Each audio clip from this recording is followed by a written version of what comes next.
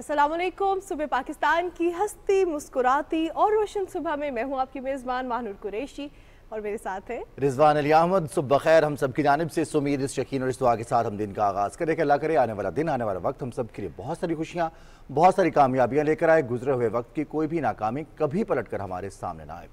दिन के आगाज़ में कुछ बात करेंगे हम मौसम की। बदलती हुई सूरत हाल है, मानसून मौजूद है और मानसून की मौजूदगी में बारिशें वक्फे वक्फे से हो रही हैं। पाकिस्तान भर में बारिशें हो रही हैं। कहीं से भी खबर आ जाती है जी कि बारिश हो गई है और कहीं से खबर आती है कि बहुत ज़्यादा बारिश हो गई है।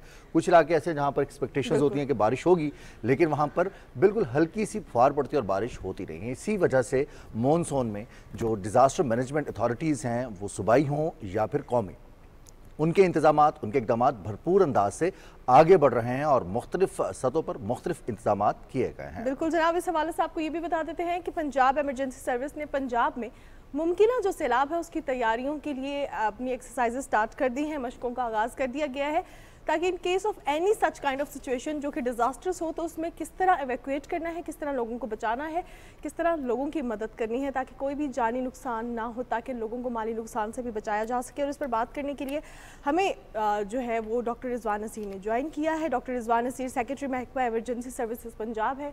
डॉक्टर रिजवान, प्रोग्राम में आपको खुशामदीद कहती हूँ और आपसे ये जानना चाहूँगी कि जो मुमकिन सैलाबी सूरत हाल है उससे निपटने के लिए जो मशक़ें स्टार्ट की गई हैं, इनमें किन किन चीज़ों को इंक्लूड किया गया है?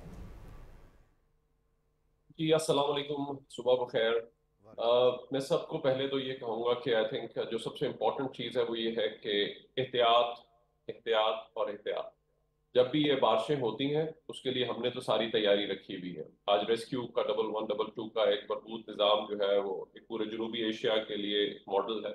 जो हमारी पाकिस्तान की रेस्क्यू टीम है, ये पहली टीम है पूरे जनूबी एशिया में जिसको अक़वाम मुत्तहिदा ने सर्टिफिकेशन दी है और आज 7,000 से ज़्यादा इमरजेंसी डेली बेसिस पे हम मैनेज करते हैं। लेकिन जैसी बारिशें होती हैं, जो अब सबसे बड़ा हमारा इस वक्त मसला है वो है अर्बन फ्लडिंग, यानी हमारे शहरों में जहाँ पे पानी खड़ा हो जाता है। और इसमें मैं लोगों से दो चीज़ों पे अपील करूंगा। नंबर वन, फौरन इस वक्त अपनी छतों को चेक कर लें। अगर आपके छतों का कोई ड्रेनेज का सिस्टम ब्लॉक्ड है तो ये ना हो वहाँ पे पानी खड़ा रहे और जिन लोगों की पुरानी छतें हैं वो फिर कोलैप्स कर जाती है। नंबर एक। नंबर दो, जहाँ कहीं पे भी पानी खड़ा होता है वहां पे जाने से गुरेज करें। थोड़ा लंबा रास्ता ले लें, थोड़ा सी देर होती है जिस वक्त पानी ने ड्रेनेज होनी होती है वो निकल जाता है, लेकिन उस दौरान अगर एक शॉर्टकट लेके वहां से गुजरने की कोशिश मत करें। हो सकता है कोई गटर का ढक्कन खुला हुआ हो, कोई और गटर हो और उसके अंदर जिस वक्त आप चले जाएंगे तो ऑब्वियसली एक आप एक अनफॉर्चुनेट कोई भी हादसा हो सकता है। इसलिए उस चीज से डेफिनेटली जो है वो उससे गुरेज करें। तीसरी चीज मैं लोगों से अपील करूंगा कि जिम्मेदार शहरी बने, क्योंकि ये जितना इस वक्त हम अर्बन फ्लडिंग देख रहे हैं इसके लिए बहुत हद तक हमारे सारे शहरी जो है वो जिम्मेदार है, क्योंकि हमने सारा कूड़ा जो है वो ड्रेन्स के अंदर फेंकना होता है और जिस वक्त ड्रेन्स के अंदर कूड़ा जाता है तो वो ड्रेन्स ब्लॉक होती हैं। बहुत सारी क्लियरिंग की जाती है लेकिन उसके बावजूद वहाँ पे जो है वो ड्रेन्स ब्लॉक्ड होती हैं, जिसकी वजह से एक चैलेंज आता है और फिर जाहिर बात है वहाँ पे पानी खड़ा होता है और उससे सड़कें भी टूटती हैं और बहुत सारा नुकसान भी होता है। दूसरी तरफ अगर हम आए तो फ्लड्स हमारे जो दरियाओं में है, अगेन दरिया में अगर आप दरिया के पेट पे बनाएंगे, जब कोई भी कंस्ट्रक्शन करेंगे रिवर बेड में तो जाहिर बात है जब पानी आता है, अब सतलुज में बहुत साल तक पानी नहीं आया लेकिन जब कंस्ट्रक्शन है वहां पे जो भी पानी आएगा ऑब्वियसली उसने डैमेज करना। और ये खास तौर पे जब मैं बात करूं हिल टॉरेंट्स की तो वो एक बहुत बड़ा मिसरा रोक हुई है जो हमारी साउथ पंजाब में आती हैं। तौसा का एरिया हो गया, राजनपुर का एरिया हो गया, ये सारा एरिया जो है वो पूरा का पूरा जिस वक्त इसमें आती है। और इसी तरह हमारा अगर देखें हम जो ऊपर हमारे पहाड़ी इलाके हैं उन सब में ये जहाँ पे आती हैं वहां पे उसकी स्पीड इतनी होती है, नॉर्मली पानी नहीं होता इतना, लेकिन जिस वक्त आता है वो इतनी स्पीड के साथ आता है कि उस वक्त वो हर चीज को बहा के ले जाता है। तो इसलिए मेरी लोगों से अपील होगी कि पानी के रास्ते को कभी ब्लॉक मत करें। हो सकता है वो ना आए साला साल, लेकिन जिस वक्त आता है वो जितना आपने पैसे लगाए हैं वो सब बहा के ले जाएगा। तो इसलिए अपनी जानो माल को दोनों को खतरे में मत डालें। तो ये दो तीन चीजें हैं जो कि बहुत इंपॉर्टेंट है, इन पे एहतियात करनी। दूसरी एक और चीज जो कॉमनली हम इमरजेंसी देखते हैं वो देख के बारिश हो रही है, नीचे पानी है और लोग मोटर चलाने चले जाते हैं या किसी चीज को इलेक्ट्रिक स्विच को जो है वो टच करते हैं और उसकी वजह से अक्सर हमें इलेक्ट्रिक्यूशन के केसेस जो है वो देखने को मिलते हैं। तो ये कॉमन इमरजेंसीज हैं, लोग अगर एहतियात करेंगे तो आई एम श्योर उनकी जिंदगियां सेफ रहेंगी। और ऐसी सूरत हाल में इन चीज़ों से एहतियात करने की खुसूसी तौर पर ज़रूरत है। पिछले साल अगर हम देखें, जब हमने ये जो मैं दरिया का बता रहा था, वहाँ पे हमने 3,18,000 लोगों को वहाँ से सतलुज से डे एंड नाइट ऑपरेशन करके, हमारी पूरी डिजास्टर रिस्पॉन्स फोर्स वहाँ पे जो थी उस पर डिप्लॉयड थी, उसमें हमने जो है वो लोगों को निकाला, इवन जानवरों को निकाला, बिकॉज जानवर के बगैर लोग नहीं निकलते थे। तो अल्लाह का शुक्र है कि कोई भी अमवात नहीं हुई। जो थोड़ी बहुत ही अमवात हुई वो रात को छुप के जो लोगों ने वापस जाने की कोशिश की या कुछ और, तो ऐसी सूरत हाल में जो है वहाँ पे डेथ हुई। बाकी टाइमली इवैक्यूएशन, जिला इंतजामिया ने टाइमली इवैक्यूएशन को, वार्निंग्स इशू हो गई, हमने जाके सबको, इवन उसी जब फ्लड जा रहा था उस वक्त हमारी बहुत सारी 400 के करीब बोट्स डिप्लॉयड थी, जो मुख्तलिफ पूरे वहां से शुरू होके हमारे कसूर से लेकर पूरे पांजनाथ तक, बहावलपुर तक जो है वो डिप्लॉयड थी सारी बोट्स। पूरा हमने ऑपरेशन कंडक्ट किया और अल्लाह का शुक्र है कि उसमें कोई डेथ्स नहीं हुई। लेकिन फिर भी मैं लोगों से ये अपील करूंगा, चाहे बारिश शहर में हो, अर्बन फ्लडिंग है, तो पानी में मत जाए, और अगर दरिया में है तो टाइमली वहां से निकल जाए, वार्निंग को सीरियसली लें, ताकि आपके जानो माल दोनों महफूज रहें। बहुत ज़बरदस्त इक़दाम किए गए हैं डॉक्टर साहब। हम देखते हैं कि इस हवाले से डेटाबेस और कैपेसिटी बिल्डिंग के हवाले से भी काफ़ी काम हुआ है 2022 के बाद से। कौन कौन से इलाके ज़्यादा मुतासर हो सकते हैं, कितनी आबादी मुतासर हो सकती है, उसके हवाले से कुछ स्पेसिफिक इंतजाम किए गए हैं, लोगों को पहले से इवैक्यूएट किया गया है। अर्बन फ्लडिंग ज़्यादा चैलेंजिंग है रिवराइन फ्लडिंग के मुकाबले में?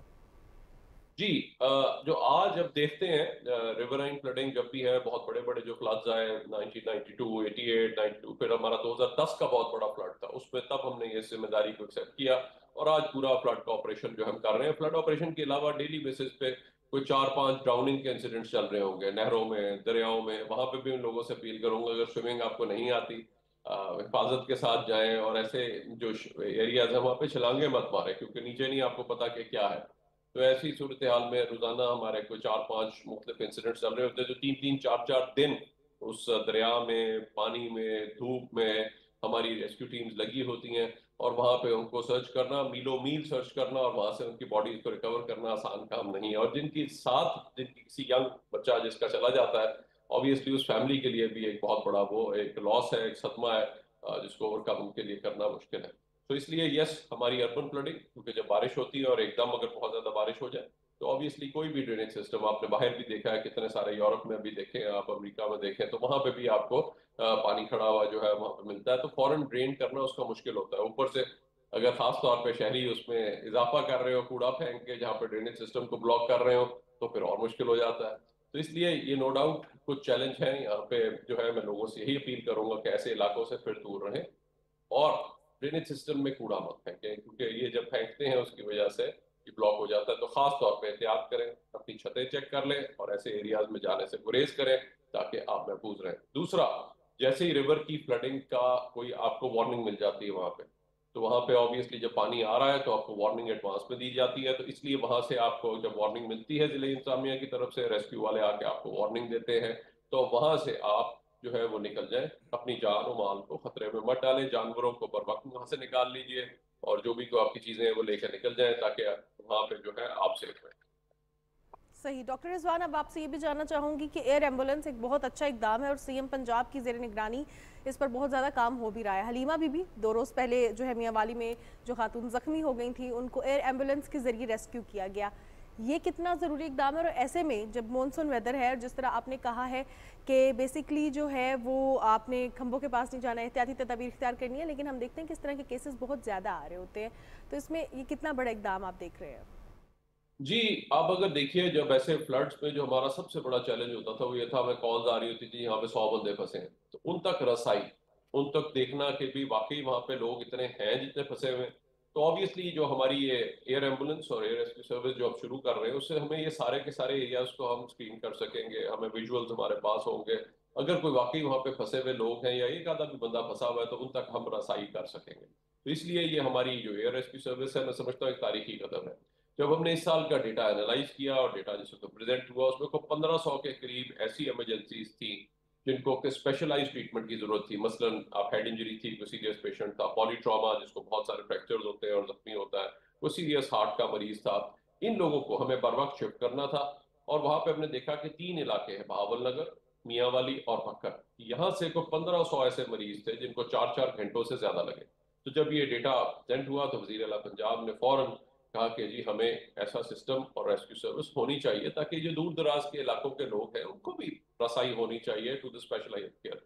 जब हमने देखा कि अस्पताल वहाँ पे बनाएंगे या स्पेशलाइज्ड हॉस्पिटल बनाएंगे जिसमें आप आज कंसल्टेंट भी वहाँ पे नहीं मिलते, पूरी ट्रीटमेंट वहाँ नहीं होती, तो उसका भी तकरीबन खर्चा कोई 10 अरब के करीब था। तो हमने फौरन इस चीज को के इंतजार किए बगैर उन लोगों को भी रसाई मिल सके तो एयर एम्बुलेंस सर्विस का जो है वो आगाज किया हमने। तो इसलिए आज बहावलनगर, मियांवाली, भक्कर के लोगों को भी बर वक्त हम स्पेशलाइज्ड ट्रीटमेंट के लिए जो ले जा सकेंगे। इसके लिए स्पेशलाइज्ड ट्रेनिंग की गई है, स्पेशलाइज्ड ट्रेनिंग सिमुलेटर बनाया गया है। हम इनको एक नॉर्थ पंजाब में, एक साउथ पंजाब में जहाजों को प्लेस कर रहे होंगे ताकि वहां से कोई भी अगर कॉल हो तो उनको करीबी स्पेशलाइज्ड हेल्थ केयर का जो भी इंस्टीट्यूशन है वहां तक उनको रसाई दे सके। उसकी क्लासिक एग्जांपल जो ये आपने अभी देखी नीमा बीवी, इन्होंने भी, एक तो ये मैं लोगों से कहूंगा, लोग अक्सर छतों पे या दूसरी जगहों पे चढ़ते हैं और उसके बाद इस किस्म के सानियात हो जाते हैं, तो इसमें एहतियात रखें। और खास तौर पर चीज तो ये जिस वक्त इनका वाकया हुआ एक गाँव से, एक गरीब खानदान कभी भी ये तस्वुर भी नहीं कर सकता था उनको इस तरह से ट्रीटमेंट मिल जाए। तो वो जिस तरह से उनको ने फौरन वहां से इवैक्यूएट किया, क्वाड्रिप्लीजिक हो चुकी थी ना, उनका चारों बाजू और हाथ पैर काम नहीं कर रहे थे, उनको फौरन हमने वहां से, और सीरियस कंडीशन में थी, अनकॉन्शियस थी, तो उनको हमने जिस वक्त सारा ये उनको शिफ्ट किया वहां से और फौरन उनको सेफली इवैक्यूएट करके रावलपिंडी ले गए, वहीं पे उनकी सर्जरी हो गई। और अब माशाल्लाह मैंने कल की जो उनको देखा है कि उनके दोनों हाथ ऊपर वाले जो है वो मूव करना शुरू हो गए और उनकी रिकवरी शुरू हो गई है। तो ये एक ऐसी फैमिली को एक गांव से लेकर और उसको यहाँ तक रसाई और उसके बाद सारी उसकी ट्रीटमेंट हो जाना, और उसकी ट्रीटमेंट को पर्सनली वज़ीर आला पंजाब भी मॉनिटर करें कि जी कैसी हैं, और सारी चीज़ों को उनकी प्रायोरिटी है कि जी हम इन जितनी भी फैसिलिटीज को इम्प्रूव कर सकते हैं और इन लोगों को भी हम रसाई दे सकते हैं, उनको जो है वो चीज़ें जो है अवेलेबल हों। तो इसलिए अल्लाह का शुक्र है कि उसकी रिकवरी शुरू हो गई है। मुझे पूरी उम्मीद है कि इंशाल्लाह वो दोबारा चलने के काबिल हो जाएगी, और ये बहुत बड़ा मुआवजा होगा क्योंकि ये इंशाल्लाह। क्वाड्रिप्लीजिक पेशेंट्स और उनके अंदर ये चैलेंज जो अगर बर वक्त उसको ट्रीटमेंट, इलाज और उसकी सर्जरी होकर वापस रियलाइन ना होता तो शायद ये उसकी रिकवरी ना होती। बिल्कुल सही कहा आपने डॉक्टर साहब, और यकीनी तौर पर ये बहुत काबिल सताइश इकदाम है, एक नया इकदाम है तमाम शहरियों के लिए, पंजाब के शहरियों के लिए। वज़ीर आला पंजाब की जानिब से खुसूसी तवज्जो इस तरफ दी गई है सेहत के हवाले से। डॉक्टर साहब, अब चूँकि इसका आगाज़ किया गया है, इस सर्विस का मशक़ें हो रही हैं, मुख्तलिफ रेस्क्यू एफ़र्ट्स में नए नए चैलेंजेस सामने आ रहे हैं। कुछ ऐसे दूर दराज इलाके हैं, वहाँ से कोऑर्डिनेशन कैसे होगी? बहुत सारे ऐसे इलाके होंगे जहाँ पर एयर एम्बुलेंस के लैंड करने के लिए वो फैसिलिटीज़ नहीं होंगी जो दरकार होती हैं, वहाँ तक मरीज़ का पहुँचना, और फिर एयर एम्बुलेंस में एम्बुलेंस की तमाम जो मेडिकल की, फ़र्स्ट एड की, जान बचाने की सर्विसेज हैं वो एम्बुलेंस के अंदर भी मौजूद होंगी। जी, एम्बुलेंसेज में पहले तो मैं बताता चलूँ सारा इक्विपमेंट मौजूद है। पहले वाइटल साइंस मॉनिटर है, फिर उसके बाद हमारा ऑक्सीजन सप्लाई सिस्टम साथ होता है, उसके साथ ही ट्रांसपोर्ट वेंटिलेटर उसमें मौजूद है, और स्पाइन बोर्ड के ऊपर शिफ्ट करने का पूरा एक मैकेनिज्म मौजूद है ताकि अगर कमर या गर्दन की चोट का मरीज है तो उसको मजीद नुकसान ना हो। तो ये तो पहली चीज़ें, और उसके बाद ज़रूरी अद्वियात और फिर डॉक्टर का उसमें होना, ये सारी चीज़ें जो है उसमें प्रोवाइड की गई। तो ये पहली चीज़ है। दूसरा, इस सिस्टम को हमने बहुत आसान बनाया है। सबसे पहले तो ज़रूरी होती है ABC। अल्लाह ताला का शुक्र है कि आज हमारा एक निज़ाम मौजूद है जिसमें तहसील हेडक्वार्टर, रूरल हेल्थ सेंटर है, तहसील हेडक्वार्टर है, फिर उसके बाद हमारे डिस्ट्रिक्ट हेडक्वार्टर हॉस्पिटल्स है। वहाँ पे उनको फौरन स्टेबलाइज किया जाता है क्योंकि एयरवे, ब्रीदिंग, सर्कुलेशन को सबसे पहले रिस्टोर करना होता है। जैसे ही वो स्टेबलाइज होते हैं उतनी देर में हमारी, अगर कोई बहुत सीरियस पेशेंट है, वो कॉल आ जाती है। MS जो है वो हॉस्पिटल के फौरन हमारे डिस्ट्रिक्ट ज़िले इमरजेंसी ऑफिसर को वो कॉल कर देंगे, और वो फौरन जो है वो एम्बुलेंस जो है हमारी एयर एम्बुलेंस, पहले तो हमारी सिर्फ रोड एम्बुलेंसेज अवेलेबल थी, लेकिन आज जो है बर्री और बहरी दरियाओं में जो हमने सर्विसेज दी, आज हवाई भी जो है ये एम्बुलेंस सर्विस जो है वो आज अवेलेबल होगी। इसमें जो है ये उनको फौरन कॉल करेंगे वो, और फौरन उतनी देर में एम्बुलेंस पहुंच जाएगी एयर एम्बुलेंस, और हमारी एम्बुलेंस लेके वहां तक उनको रसाई दे देगी। तो ये तमाम जगहों के ऊपर मियांवाली में मैं समझता हूँ, मैं पाकिस्तान एयरफोर्स का भी शुक्रिया खुसूसी तौर पे अदा करना चाहता हूँ कि उनके ताउन से वहाँ पे हमारा एयरपोर्ट भी अवेलेबल है, वहाँ पे फैसिलिटीज भी अवेलेबल है, वहीं से हमने इनको इवैक्यूएट किया, और उसके बाद हमने पिंडी नुकसान बेस पे इनको शिफ्ट किया, वहीं से साथ ही हमारा करीबी हॉस्पिटल है, वहीं पे उनको फौरन हमने जो है एक्सेस दे दी। तो ये चीज़ें बड़ी स्विफ्टली हो गई, क्योंकि 100 मील से ज़्यादा जब होता है तो उसमें एयर एम्बुलेंस को जो है वो रिकमेंड किया जाता है कि ऐसी सूरत हाल में सीरियस पेशेंट्स के लिए इस्तेमाल किया जाए। इंटरनेशनल गाइडलाइंस के मुताबिक बाकायदा प्रोटोकॉल्स बनाई गई हैं कि किस मरीज को हमने शिफ्ट करना है। तो इन चीज़ों को मद्देनजर रखते हुए ये सारा जो है वो ऑपरेशन कंडक्ट हो रहा है। इसी तरह अल्लाह का शुक्र है कि हमारी रनवेज और फैसिलिटी सारी जगहों पर मौजूद थी, लेकिन कुछ अरसे से जब से हमारा एविएशन इंडस्ट्री थोड़ा सा एक बहरान में रही, तो आज उन सब को हम बहाल कर रहे हैं। अल्लाह का शुक्र है कि आज एक पूरा सिस्टम वापस आ रहा है और उसमें जो है ये पूरा एक निज़ाम बन रहा है।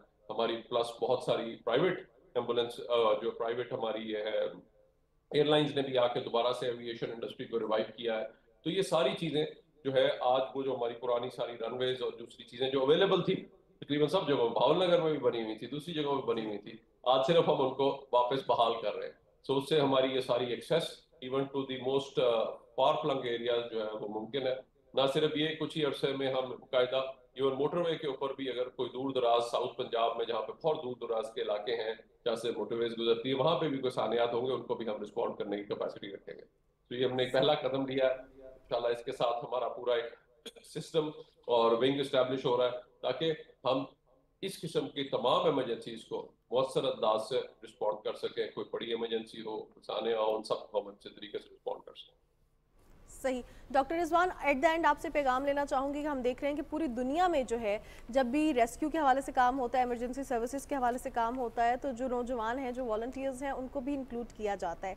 अब इसमें वॉलंटियर्स को इंक्लूड करना, खासतौर पर ऐसी सिचुएशन, ऐसा टाइम जिस पे वॉलंटियर्स की रिक्वायरमेंट भी ज़्यादा है ताकि फर्स्ट एड अपने अपने इलाके में किसी को कोई मसला हो जाए तो उसके लिए रेस्क्यू को ना बुलाना पड़े, वहीं पर एक्सपर्ट मौजूद हो, इस हवाले से भी कुछ काम किया जा रहा है?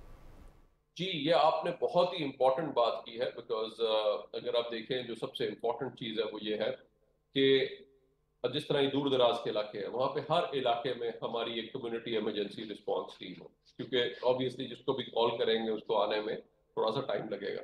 तो अगर आपके घर में खुदा न खास्ता कोई इमरजेंसी हो, तो अगर आप में एक बंदा ट्रेंड है जो थोड़ा सा पढ़ा लिखा है, वो बहुत मौसर अंदाज से फौरन उसको रिस्पॉन्ड कर सकेगा। और दो ही मेजर इमरजेंसीज होती हैं, एक आपको सीपीआर करनी होती है, दूसरी अगर वो ब्लीडिंग है तो वो अगर फौरन ब्लीडिंग की वजह से डेथ हो सकती है। ये सबसे इंपॉर्टेंट दो इमरजेंसीज है। तो ऐसी सूरत हाल में हमने बहुत आसान बना दिया है, वज़ीर आज़म साहब का ये पूरा प्रोग्राम है जिसमें पाक लाइफ सेवर प्रोग्राम है, जो हम तमाम जो जहाँ पे आज हम 24,000 से ज़्यादा लोगों को हमने पूरे पाकिस्तान के लोगों को लाहौर शहर में इमरजेंसी सर्विसेज एकेडमी में ट्रेन किया है। और ना सिर्फ इधर के लोगों को बल्कि जनूबी एशिया के लोगों को हम ट्रेनिंग दे रहे हैं वहां पे, साथ ही साथ हम कम्युनिटी को भी ट्रेन कर रहे हैं। तो आज इस प्रोग्राम के जरिए बहुत आसान है, लोगों ने सिर्फ जाके पाक लाइफ सेवर ऐप को डाउनलोड करना है और उसमें जाके ट्रेनिंग प्रोग्राम ऑनलाइन उनके लिए दिया गया है। और मैं यकीन दिलाता हूँ जहाँ पे आप सोशल मीडिया पे इतना और चीज़ों पे टाइम लगाते हैं, ये थोड़ा सा 4-5 मिनट की वीडियो है, वो देखें और उसके बाद आपको प्रैक्टिस करने का तरीका बता दिया जाएगा। और अपने करीबी स्टेशन पे आप जाके, रेस्क्यू स्टेशन क्योंकि हर तहसील में आप मौजूद है पंजाब में, तो आप वहां पे जाके, इसी तरह खैबर पख्तूनख्वा में हमने सिस्टम बनाया है, इसी तरह से अब सिंध और बलूचिस्तान में बन रहा है, गिलगित बल्तिस्तान में बन गया है, तो वहां पे भी आप यहाँ पे स्टेशन पे जा सकते हैं और स्टेशन पे जाकर आप हैंड्स ऑन प्रैक्टिस भी कर सकते हैं। तो आपको एक सर्टिफिकेट भी मिलेगा और साथ ही साथ आप ट्रेंड होंगे और खुदा ना खास्ता घर में भी अगर कोई आपको इमरजेंसी हो जाएगी तो फौरन आप रिस्पॉन्ड कर सकेंगे। इससे अगले स्टेज पे जाना चाहें तो फिर हम उनको बाकायदा कैडरे की ट्रेनिंग कराते हैं और उनको बाकायदा वो फिर हमारा रेस्क्यू स्काउट बन सकते हैं। और उससे अगले लेवल पे अगर वो जाना चाहते हैं तो हर इलाके में हम कम्युनिटी इमरजेंसी रिस्पॉन्स टीम बना रहे हैं। तो वो अपने इलाके में मिलकर, मैं लोगों से भी अपील करूंगा जहाँ पे दोस्त अहबाब होते हैं, वो मिलकर जिंदगियां बचाने में रेस्क्यू 1122 का साथ दें, ताकि हम सब मिलकर पाकिस्तान में एक इतने लोग ट्रेंड हो, कहते हैं ना हर घर में एक फर्स्ट एडर ट्रेंड हो, ताकि खुदा न खास्ता कोई भी इमरजेंसी हो, कोई भी सानिया हो, तो उससे हम बर वक्त और मौसर अंदाज से नबरदार हो सके। बहुत शुक्रिया डॉक्टर रिजवान नसीर। और एक दफ़ा फिर हमारी जाने मुबारकबाद, आपकी पूरी टीम को मुबारकबाद पेशगी इक़दाम करने के लिए, पेशगी इंतजाम करने के लिए, सैलाबी सूरत हाल से निपटने के लिए और इसके साथ साथ एयर एम्बुलेंस के लिए जो जिसका बहुत जल्द बाकायदा आगाज़ करेंगे वज़ीर आला पंजाब और उस पर मशक़ें और फिर ये सर्विसेज का फ्राहम हो रहा है। यकीनी तौर पर रेस्क्यू 1122 और एमरजेंसी सर्विसेज के लिए बहुत बड़ी कामयाबी है। बिल्कुल जनाब। और इसके साथ साथ जहाँ हम रेस्क्यू के हवाले से बात करते हैं, कम्युनिटी लेवल पर काम करने के हवाले से बात करते हैं, तो बात करेंगे पैट्रियोटिज्म के हवाले से। हम पाकिस्तानी, दुनिया में कहीं भी चले जाए हम पाकिस्तानी हैं, हमारी रूट्स पाकिस्तानी हैं, हम पाकिस्तान की एक एक चीज़ के साथ जुड़े हैं।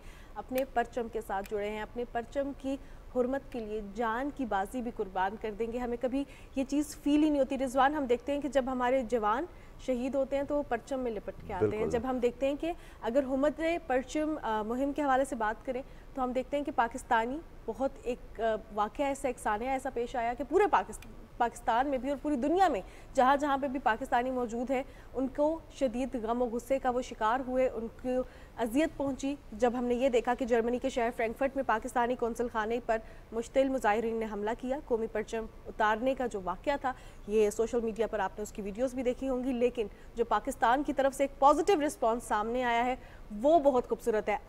प्यार, मोहब्बत, और इसमें किसी के खिलाफ बात नहीं है, इसमें किसी के खिलाफ कोई भी ऐसे इंतशार फैलाने के लिए प्रोपेगेंडा नहीं किया गया, बल्कि हुर्मत परचम मुहिम का आगाज़ किया गया है जिसमें वफाकी वज़रा ने पाकिस्तानी परचम के साथ तस्वीर सोशल मीडिया पर जारी की हैं। आप स्क्रीन पर देख रहे हैं, क्या खूबसूरत तरीका है रिजवानी इजहार का। और ये वो जो अताए रब्बे करीम परचम है और दुनिया में सबसे हसीन परचम है, ये हमारा परचम है, ये पाकिस्तान का परचम है, इसकी हुर्मत ताक़यामत रहेगी। वफाकी वज़रा ने कौमी परचम के साथ तस्वीर और सोशल मीडिया पर पैगामात भी जारी किए हैं। चाँद रोशन चमकता सितारा रहे, सबसे ऊँचा ये झंडा हमारा रहे। वफाकी वज़ीर इत्तलात ने भी तस्वीर जारी की। इसके अलावा डॉक्टर मुसद्दिक मलिक, अली परवेज़ मलिक, जाम कमाल खान, वफाकी वज़रा अवैस लगारी, अब्दुल अलीम खान, राना तनवीर समेत नायब वज़ीर आज़म मोहम्मद इसहाक़ डार ने भी वतन से मोहब्बत के लिए और पाकिस्तानी परचम के साथ पाकिस्तानी परचम के लिए अपनी वालिहाना मोहब्बत का इजहार का जो तरीका इख्तियार किया है, यकीनी तौर पर ये लाखों दिलों को, करोड़ों दिलों को मुतासिर कर रहा है। और तमाम लोग अब पाकिस्तानी परचम के साथ अपनी अपनी तस्वीर सोशल मीडिया पर भी पोस्ट कर रहे हैं। और हम देख रहे हैं मानूर कि ये वो झंडा है जो कि हमारी पहचान है। पाकिस्तान में तो हम वाबस्ता हैं, अपनी मोहब्बत का इजहार करते हैं, लेकिन दुनिया में जहाँ भी जाते हैं हमारी पहचान, मेरी पहचान पाकिस्तान है और पाकिस्तान पहचाना जाता है पूरी दुनिया में इस सब्ज हिलाली परचम से जो आप टेलीविजन स्क्रीन पर देख रहे हैं। और इसके साथ साथ जहाँ पे हम अपनी पहचान के हवाले से बात करें तो पाकिस्तान इस चीज़ के हवाले से भी पहचाना जाता है कि पाकिस्तानी अमन पसंद है। इस वाक़े के बाद भी पाकिस्तानियों ने किसी के खिलाफ बात नहीं की, बल्कि अपने ही परचम की हुर्मत के लिए, अपने ही परचम की तकरीम के लिए एक बड़े पॉजिटिव वे में कैंपेन का आगाज़ किया, और जिसके हवाले से वफाकी वज़ीर इत्तलात ने ये पैगाम भी दिया है। और उनका कहना यह है कि ना सिर्फ सियासी कारकुन बल्कि सहाफ़ी भी, हमारी फ्रेटर्निटी के लोग भी, दानिश्वर, असातिज़ा, डॉक्टर, वकला, किसान, मजदूर, आप तालिब इल्म हैं, कारोबारी हजरात हैं, आप सब जो है वो मुहिब्बे वतन पाकिस्तानी होने का सबूत दें और पाकिस्तानी नौजवान हुर्मत परचम मुहिम का हिस्सा बने। पाकिस्तान का परचम हमारी कौमी शनाख्त और खुद मुख्तारी की अलामत है। पाकिस्तानी परचम कौम के इत्तेहाद और यकजहती की नुमाइंदगी करता है।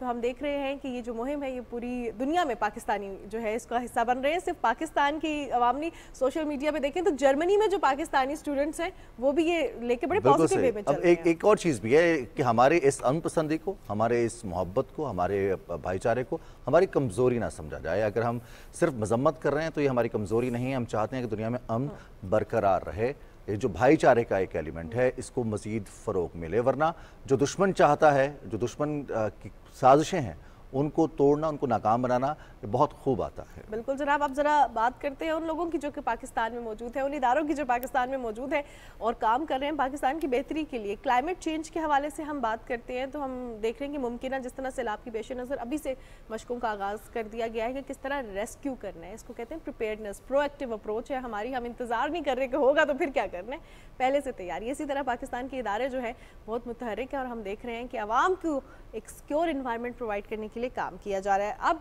मुल्क में हम देखते हैं कि बेशतर इलाकों में हब्स भी है, मानसून में ऐसा होता भी है, लेकिन कुछ इलाकों में ऐसा भी है जहां पे तेज़ हवाओं के साथ गरज चमक और बारिश का इम्कान भी है। ऐसे में एनडीएमए ने मुल्क भर में अलर्ट जारी कर दिया है और अलर्ट जारी करने के साथ साथ एनडीएमए ने डिज़ास्टर अलर्ट एप्लीकेशन भी मुतारिफ कराई है। अब ये डिज़ास्टर अलर्ट एप्लीकेशन कैसे काम करेगी?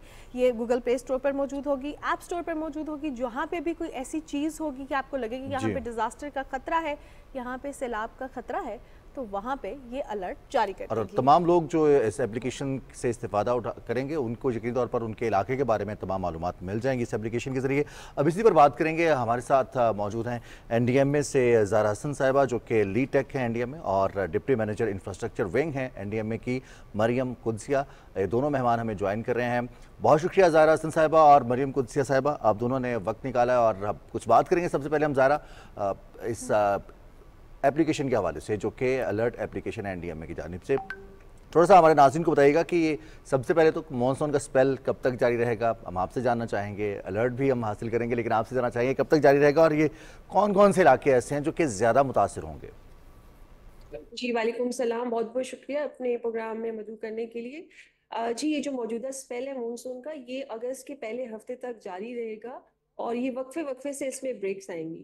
और जैसे कि ये नॉर्थ ईस्टर्न साइड पे जो है ज़्यादा स्ट्रॉन्ग होगा, जिसमें पीर पंजाल के जितने भी रेंजेस के साथ मकामात हैं, जिसमें लाहौर, गुजरावाला, गुजरात, नारोवाल, फैसलाबाद शामिल है, यहाँ पे ये हैवी स्पेल देखा जाएगा। इसके साथ साथ जम्मू में भी ये स्ट्रॉन्ग स्पेल होगा, जिसकी वजह से हमारे पास चारों दरियाओं में जो है वो तूफ़ानी का खतरा हो सकता है। और इसके साथ साथ खैबर पख्तूनख्वा में भी और कुछ मकामात जो हैं वो बलूचिस्तान के भी जो हैं इसकी जद में आएंगे। अगर हम सदर्न साइड की बात करें, वहाँ पे सदर्न सिंध में जो बिल्कुल उसके जो एक्सट्रीम साइड पे आते हैं, उसमें थरपारकर, सनगर, सांगड़, उमरकोट, मीरपुर खास जो है, वहाँ पे ये सिस्टम काफ़ी स्ट्रॉन्ग रहेगा।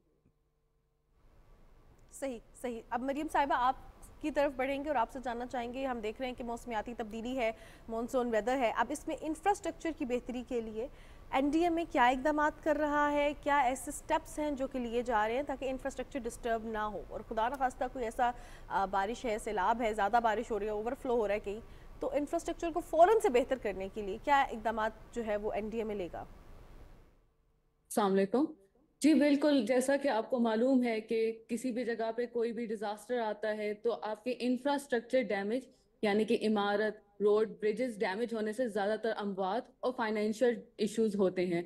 इस सूरत हाल को देखते हुए और अभी के जो मानसून का स्पेल आया हुआ है, हम लोगों ने 2020 के मानसून को 2020 में जो मानसून आया था उसके मद्देनजर रखते हुए एडवाइजरीज वक्त के साथ इशू की है। जो हमें टेक्स से डाटा मिला, जो से डिस्ट्रिक्ट्स अफेक्ट होने वाले हैं, हमने उनके लिए एडवाइजरीज इशू की हैं। इसके अलावा दौरान मानसून इस वक्त हम लोग उन एरियाज को ऑब्जर्व कर रहे हैं हमारे ऑपरेशन टीम के देखते हुए, जहाँ पे इस वक्त कोई हादसा आ रहे हैं या कोई सिचुएशन रिपोर्ट डेवलप हो रही है। ये रिपोर्ट्स आपको वेबसाइट पे भी मिल सकती हैं। इन चीज को रखते हुए हम लोग देख रहे हैं ऐसी कोई सूरत हाल बन सके जहाँ पे हमें कोई ना, अल्लाह ना करे, कोई ऐसा हादसा होता है जिसकी वजह से कोई मैसिव डैमेज होता है, तो हम लोग उसके लिए प्री प्रिपेयर्ड प्रोजेक्ट्स भी इन प्रोसेस रखे हुए हैं। हम उन प्रोजेक्ट्स को बना भी रहे हैं और उनको अभी बना के अपने पास रख रहे हैं ताकि खुदा ना खास्ता कभी ज़रूरत हो हम उनको बना सकें। जी बिल्कुल सही। और हम देखते हैं कि वक्त के साथ जो चैलेंजेस आते हैं उनको ओवरकम करने के लिए मुख्तलिफ तरीक़ाकार आते हैं। तो मरीम साहिबा, कुछ ऐसे तरीक़ाकार हैं जिनके ज़रिए तामीर नौ का जो काम है, ख़ास तौर पर इंफ्रास्ट्रक्चर को अगर नुकसान पहुँचा तो उसकी बहाली के लिए काम की रफ्तार को और उसकी टाइम लाइन को मीट किया जा सके? बिल्कुल, इस मकसद के लिए हमारा जो सबसे पहला इनिशिएटिव इस वक्त जो अमल में आ भी चुका है उसका नाम है मटीरियल हब। मटीरियल हब एक ऐसा अमल है जिसमें हमने पाकिस्तान की 6 डिस्ट्रिक्ट्स को टारगेट किया है जो सबसे ज्यादा वनरेबल है। उन 6 डिस्ट्रिक्ट्स में हम लोगों ने ऐसे मटेरियल स्टॉक किए जा रहे हैं जैसे कि बैम्बू, लकड़ी के फट्टे, शीट्स, और जो कि जिनके यूज करके लोग फटाफट 100 से ज्यादा घर उन डिस्ट्रिक्ट्स में बना सकते हैं। ऐसे घर आपके डिजास्टर रेजिलिएंट भी होंगे। इसके अलावा ये घर उन लोगों को बनाने में आसानी भी पैदा करेंगे, इससे पहले कि हम लोग बाहर से कोई एड भी पहुंचा सकें, वो लोग खुद अपने लिए अपने आप को स्ट्रांग बना सकते हैं फिर आने वाले फ्यूचर डिजास्टर्स के लिए। इस वक्त हमारे 3 डिस्ट्रिक्ट्स में अमल जारी हो चुका है। हम उन 3 डिस्ट्रिक्ट्स को टारगेट कर चुके हैं और ये मटीरियल हब इंशाल्लाह जल्द से जल्द वहां बना दिए जाएंगे। सही सही। ज़ारा साहिबा, आपकी तरफ रुख करते हैं। जिस तरह आपने कहा कि अगस्त के पहले हफ्ते तक जो है इसकी प्रेडिक्शन है सैलाबी सूरत हाल हो भी सकती है। अब ऐसे में सैलाबी सूरत हाल के हवाले से बात करें तो किस लेवल का आप देख रही हैं जो बारिशें हैं, सैलाब आने का ख़तरा है, कौन कौन से एरियाज़ हैं, और ख़ास तौर पे कुछ प्रोन एरियाज़ जो ज़्यादा वल्नरेबल हैं या जहाँ पे पहले भी सैलाब आया, 2022 का आया या 2014 में ज़्यादा बारिश हुई, उस हवाले से कुछ कंपैरिजन करेंगी आप? जी बिल्कुल। इस साल जो हम सैलाब अगर देख भी रहे हैं, ये जो नॉर्थ ईस्टर्न साइड पर है, जो कि 4 दरियाओं में जो है तूफ़ानी का खतरा हो सकता है, तो ये 2022 की सूरत तो मटेरियलाइज नहीं हो सकती, लेकिन 2014 का जो है वो हम देख सकते हैं कि कुछ परसेंटेज तक जो है वो एक्सपेक्ट किया जा सकता है। और बिल्कुल हमने वो तमाम एरियाज आइडेंटिफाई किए जहाँ पे ये ज़्यादा जो है अफेक्ट करेगा। हमने इसका कंप्लीट इम्पैक्ट भी कैलकुलेट किया है कि कितनी आबादी, कितनी सेटलमेंट्स, कितना इंफ्रास्ट्रक्चर जो है वो इसकी जद में आ सकता है।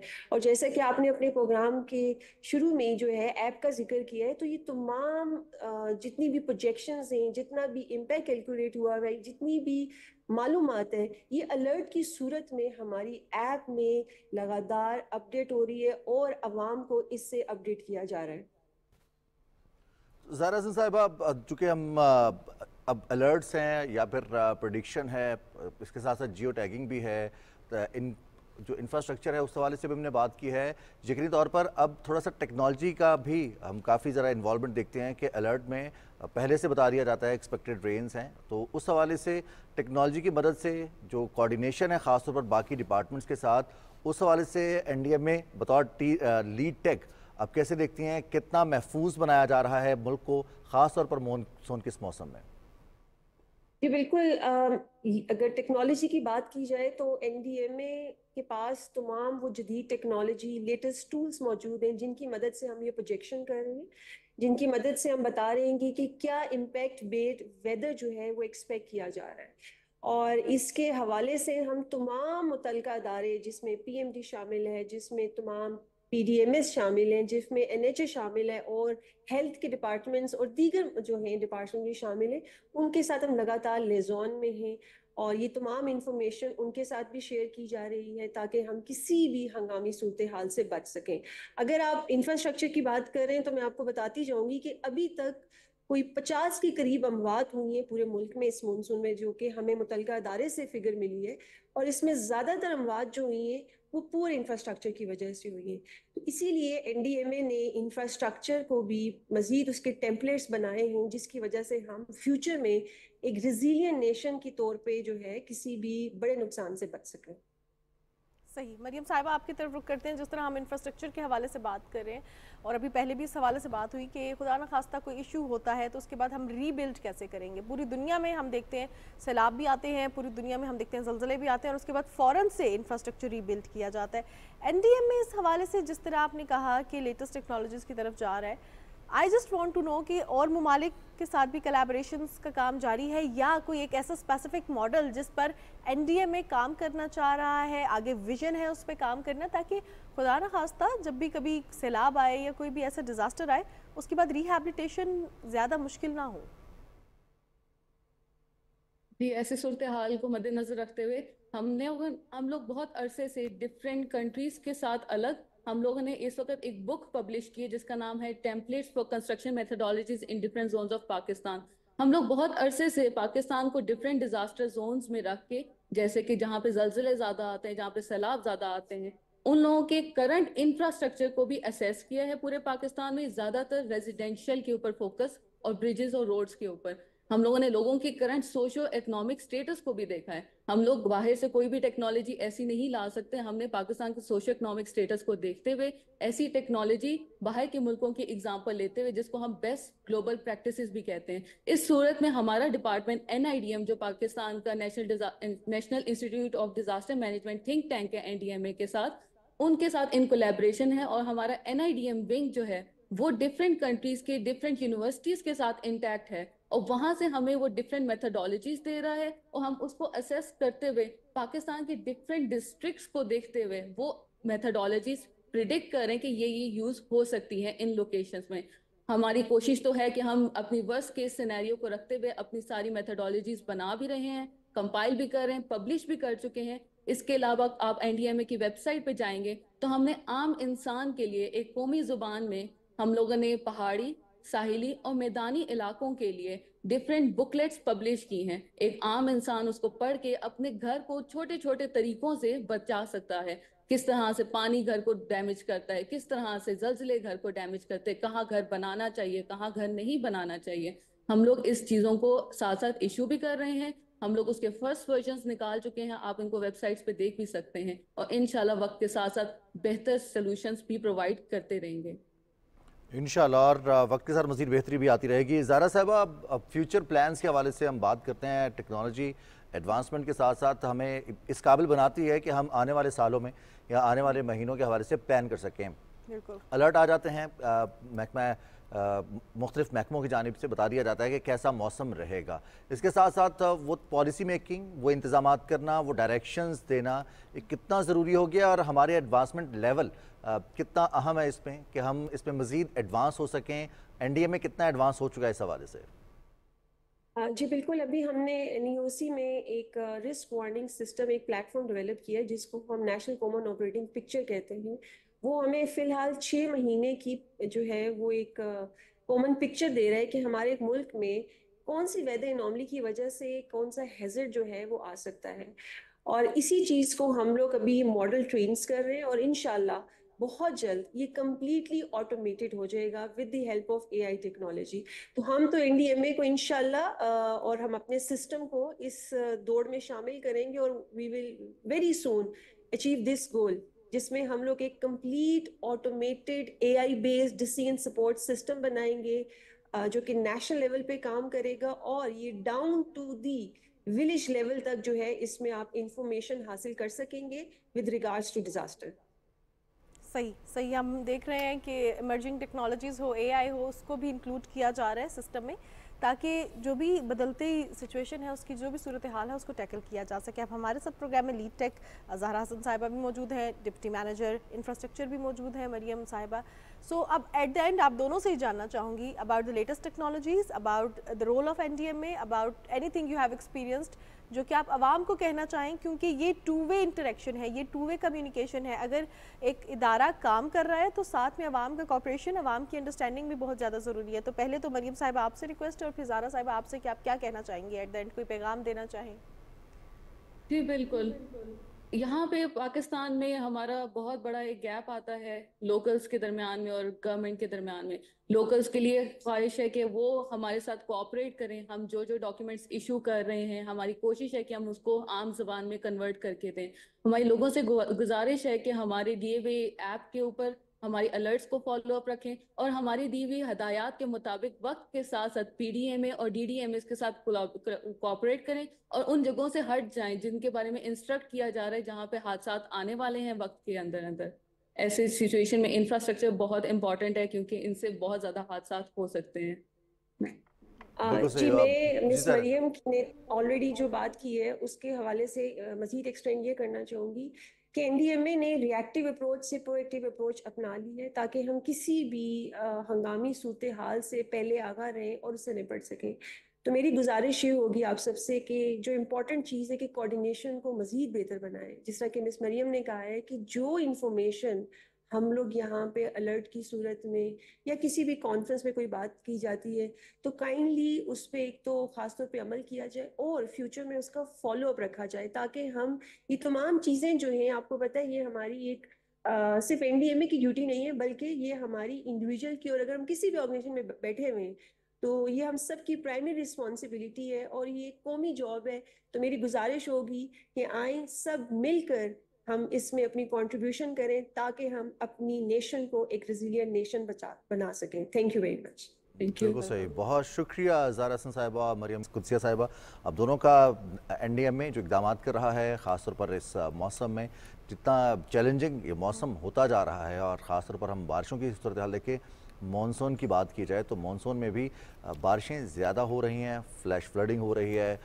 कल हमने बात की थी रोदकोहियों के हवाले से, जो आबी गुजरगाहें हैं, जो पहाड़ी इलाकों में आबी गुजरगाहें होती हैं, वो चाहे जनूबी पंजाब में हो, वो हमारे शुमाली इलाकाजात में हो, खैबर पख्तूनख्वा बलूचिस्तान हो, सिंध में आने वाला सैलाब हो, या फिर हम आज़ाद कश्मीर की बात करें तो बारिशें कहीं पर भी फ्लैश फ्लडिंग ज़्यादा बारिशों का बायस बनता है और उससे नुकसानात का अंदेशा रहता है। उन्हीं नुकसानात को कम से कम रखने और उनकी बहाली के इक़दाम करने के लिए एनडीएमए के इक़दाम पर हम बात कर रहे थे। बिल्कुल जनाब, हम मजीद प्रोग्राम का सिलसिला आगे भी बढ़ाएंगे लेकिन वक्त कम है। रिजवान, एक खबर शामिल कर लें या फिर न्यूज़ ब्रेक के जाने पड़े?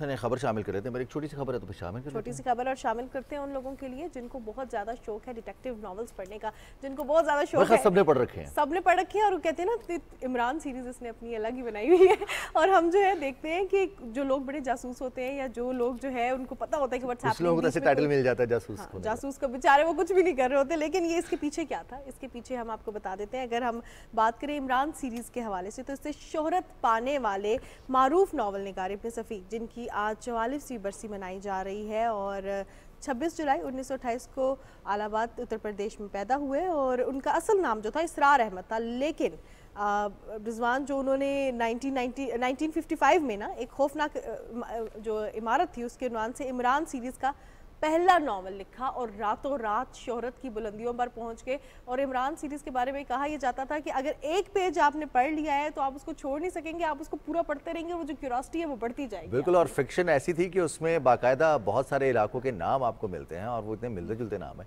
कि आप सोचते हैं इमेजिनरी दुनिया में आप चले जाते हैं, आप वाकई उसमें मौजूद होते हैं। 250 से ज़्यादा नावल, और जो वजह शोहरत और जो ख़ास वजह थी उनके नावल की वो ये होती थी कि जैसे ही पब्लिश हुआ और वो बुक स्टॉल तक पहुँचेगा इससे पहले ही वो ख़त्म हो जाता था। और ये थी इब्न सफ़ी की वो क्रिएटिविटी जिसकी वजह से वो आज भी अपने कारेइन के दिलों में जिंदा है। बिल्कुल जनाब, इतना अरसा हो गया है कि हम देख रहे हैं स्टिल आज का भी नौजवान जो फिक्शन पढ़ रहा है, स्टिल आज का नौजवान भी जब इस तरह की फिक्शन देखता है, के हवाले से बात करें, देखते भी हैं, तो आपको हम यही कहेंगे कि अगर आप अपने बड़ों से पूछें तो वो यही एक नाम लेंगे कि इमरान सीरीज़। और इमरान सीरीज़ के नाम से हमने देखा कि लोगों ने बहुत सी चीज़ें स्टार्ट भी की, इंस्पिरेशन भी ली, लिखने की कोशिश भी उसके बाद की। और क्या हो रहा है दुनिया में आज के दिन के हवाले से क्या क्या अपडेट्स हैं आपके साथ शेयर करेंगे, लेकिन अब आपके साथ शेयर करनी है न्यूज़ अपडेट, तो न्यूज़ ब्रेक की जाने पड़ते हैं।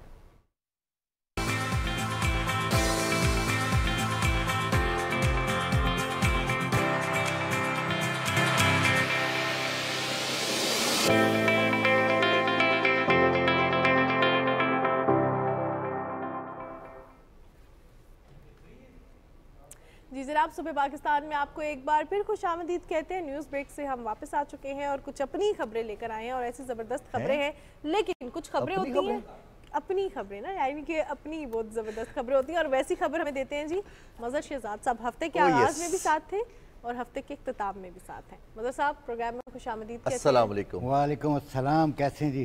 बिल्कुल ठीक ठाक। बारिशें शुरू हो गई है जी, बारिशें शुरू हो गई हैं जी। और देख लें उसी हवाले से आजकल मैं बारिशों के हवाले से, सामान के हवाले से एहतियाती तदाबीर जो होती है बहुत ज़्यादा ज़रूरी है कि एहतियात करेंगे। एहतियात इलाज से बेहतर है और ये सबसे ज़्यादा ज़रूरी है कि हम एहतियात करें। प्रोएक्टिव होना इसे कहते हैं कि बजाय इसके कि कुछ हो जाए फिर हम कोई इकदाम करें, होने से पहले क्यों नहीं इकदाम करे जाएँ। प्लीज़ आप आगाज़ कीजिए और हम अपने नाज़रीन को बताएंगे कि फ़्रांस में पेरिस ओलंपिक्स का आगाज़ होने जा रहा है और आज बाकायदा इफ्ताही तकरीब है। 26 जुलाई है आज और आज से सबसे बड़े इवेंट, खेलों का सबसे बड़ा इवेंट वो शुरू होने जा रहा है। बिल्कुल जनाब, पूरी दुनिया से शायकीन हम देख रहे हैं कि फ्रांस पहुंच चुके हैं। पेरिस ओलंपिक्स में आज जो इसकी इफ्तिताही तकरीब है उसमें 3000 से ज़ायद फनकार हिस्सा लेंगे, दिल परफॉर्म।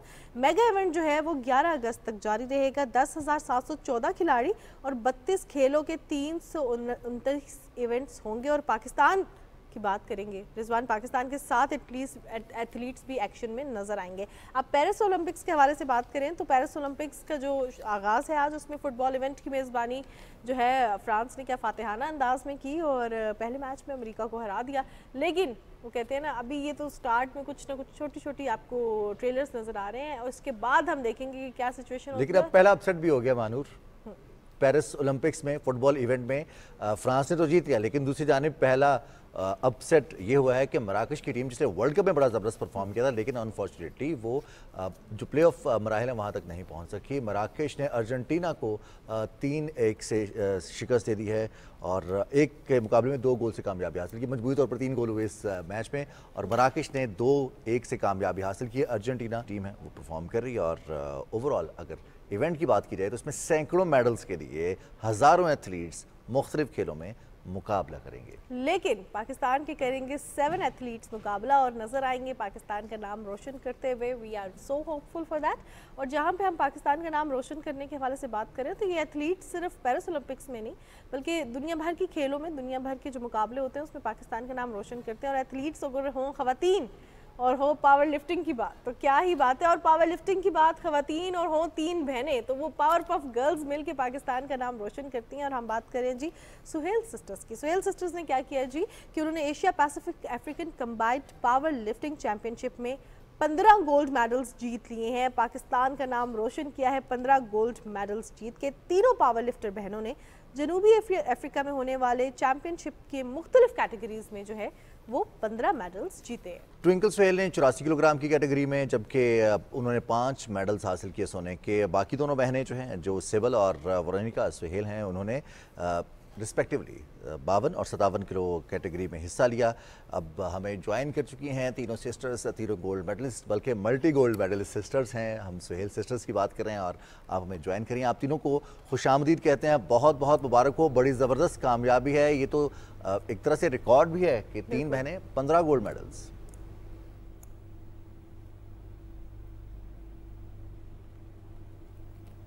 जी बिल्कुल, आप बिल्कुल ठीक आपने फरमाया। और ये जो है ये रिकॉर्ड जो है वो किसी भी पावर गेम में सकी बहनें नहीं हैं, तो खुदा का शुक्र है कि ये जो रिकॉर्ड है ये पाकिस्तान के नाम हुआ। और इंटरनेशनली जो है वो हैं वो 12 गोल्ड मेडल हैं ऑलरेडी हम लोगों के पास। तो अभी हम लोगों ने Asian African combined power lifting championship में मैंने 5 गोल्ड मेडल विन किए, 4 क्लासिक में और 1 एक्विक में। सही। तो अब आपसे ये जानना चाहूँगी, सबसे पहले आपकी हम एक्नॉलेजमेंट जो है मिली है पूरी दुनिया में, उस पर भी बात करेंगे, लेकिन सबसे ज़्यादा बड़ा कौन है, ट्विंकल कौन किससे कितनी बड़ी है और वेरोनिका किस नंबर पे है, ये सारी जो है मुझे बताइएगा। और कौन पहले जो है पावर लिफ्टिंग की तरफ आया और किसने दूसरी बहन को इंस्पायर किया?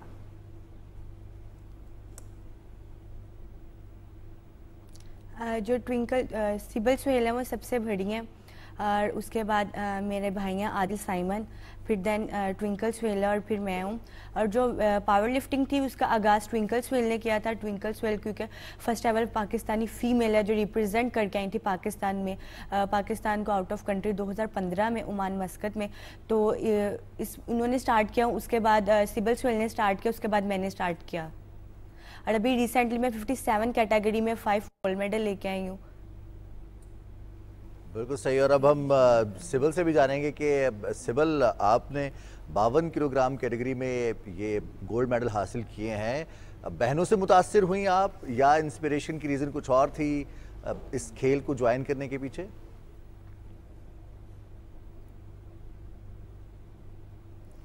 जी स्टार्टिंग जो थी वो ट्विंकल ने की थी। ट्विंकल ने स्टार्ट पावर लिफ्टिंग से किया, वो कबड्डी का भी वर्ल्ड कप खेल चुकी हैं, तो उसको देखकर मैंने पावर लिफ्टिंग स्टार्ट की। नेशनल चैम्पियन हुए, फिर 2017 में एशियन पैसिफिक जो थी वो चैम्पियनशिप हुई थी साउथ, उसमें 4 गोल्ड मेडल विन किए। फिर हम लोगों ने एशियन बेंच प्रेस जो कि दुबई में हुई थी उसमें 2 गोल्ड 2 ब्रॉन्ज मेडल विन करके वर्ल्ड रिकॉर्ड बनाया कि पूरी दुनिया में सगी 4 बहनें नहीं हैं। तो उसके बाद अभी हम लोगों ने साउथ अफ्रीका में जाकर 5-5 गोल्ड मेडल विन किए और ये मिनी वर्ल्ड चैंपियनशिप थी। Amazing amazing. तो 3 बहनें तो आ गई हैं इसमें, पावर पफ बहनें। तो जो भाई है क्या वो भी आपसे इंस्पिरेशन लेता है, वो भी इसी फील्ड में है पावर लिफ्टिंग की जानिब, या थोड़ा सा इंटरेस्ट डिफरेंट है? ट्विंकल से पूछते ना। ट्विंकल बताएंगी।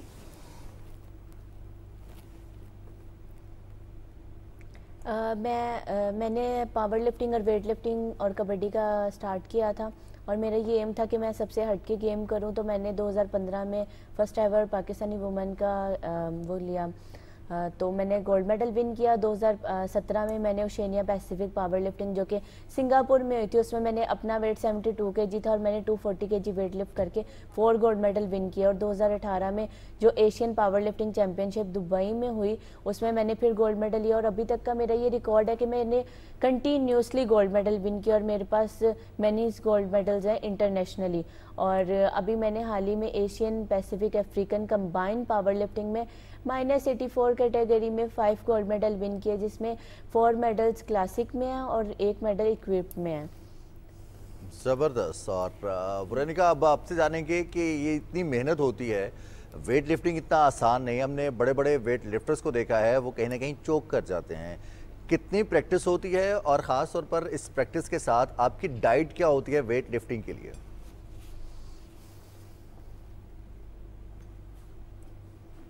जी बिल्कुल, इस इवेंट के लिए एशियन पैसिफिक अफ्रीकन कंबाइंड जो चैम्पियनशिप थी इसके लिए हम पिछले 1 साल से ट्रेनिंग कर रहे थे, क्योंकि ये वर्ल्ड में फर्स्ट टाइम हुई थी कि 3 बड़े आज़मों की इकट्ठी इवेंट हो रहा था। तो हमारे जो कोच मलिक राशिद है वो हमें ट्रेनिंग करवा रहे थे, उसके साथ साथ हमारे जो कोच अदनान जब्बार है वो हमें ट्रेनिंग करवा रहे थे। और डाइट काफ़ी ज़्यादा इसकी हैवी होती है। हम लोगों ने डेली के 5 मील्स लेने होते हैं, जो हमारे डॉक्टर अदनान जब्बार है उन्होंने हमें डाइट प्लान्स बना के दिए हुए हैं। और मॉर्निंग में 2 आवर्स हम ट्रेनिंग करते हैं और इवनिंग में हम 4 आवर्स ट्रेनिंग करते हैं। टोटली फुल डे हम लोग 6 आवर्स ट्रेनिंग करते हैं वेट लिफ्ट पावर लिफ्टिंग की। Really amazing. और जिस तरह ट्विंकल ने भी कहा रिजवान कि मैंने अपने जो वेट था 72 था और उससे इतना ज़्यादा वेट उठाया पावर लिफ्टिंग की, इसी तरह हम खवातीन को देख रहे हैं कि वो किस तरह आगे बढ़ रही हैं। लेकिन ये जिस तरह रिजवान ने आपसे एक क्वेश्चन किया डाइट के हवाले से, खवातीन जब इस चीज़ में आती हैं तो बहुत ज़्यादा रेजिस्टेंस भी होता है, क्योंकि being a female it's not easy to lift इतना ज़्यादा केजी वेट। अगर हम बात करें चाहे आप 80 kg अबव उठाने की बात करते हैं, क्योंकि एक आम खातून से इवन मुझसे भी डिस्पेंसर की तो बोतल नहीं लगती उठा के 10-15 लीटर वाली, तो 19 लीटर वाली वो बोतल नहीं लग रही होती है। तो बेसिकली खवातीन को और ख़ास तौर पे फिर रेजिस्टेंस बहुत ज़्यादा होती है कि कोई और प्रॉब्लम ना हो जाए। तो इस हवाले से अपनी कैपेसिटी बिल्डिंग, क्या बचपन से ही डाइट अच्छी थी, पेरेंट्स इस तरफ लेके आना चाहते थे, या जब बड़ी हुई तो खुद आपने कहा कबड्डी का आगाज़ किया और ट्विंकल ने स्टार्ट किया, इस तरफ आने के लिए जो कैपेसिटी बिल्डिंग थी, जो मसल्स बिल्डिंग थी, वो कब से स्टार्ट की गई?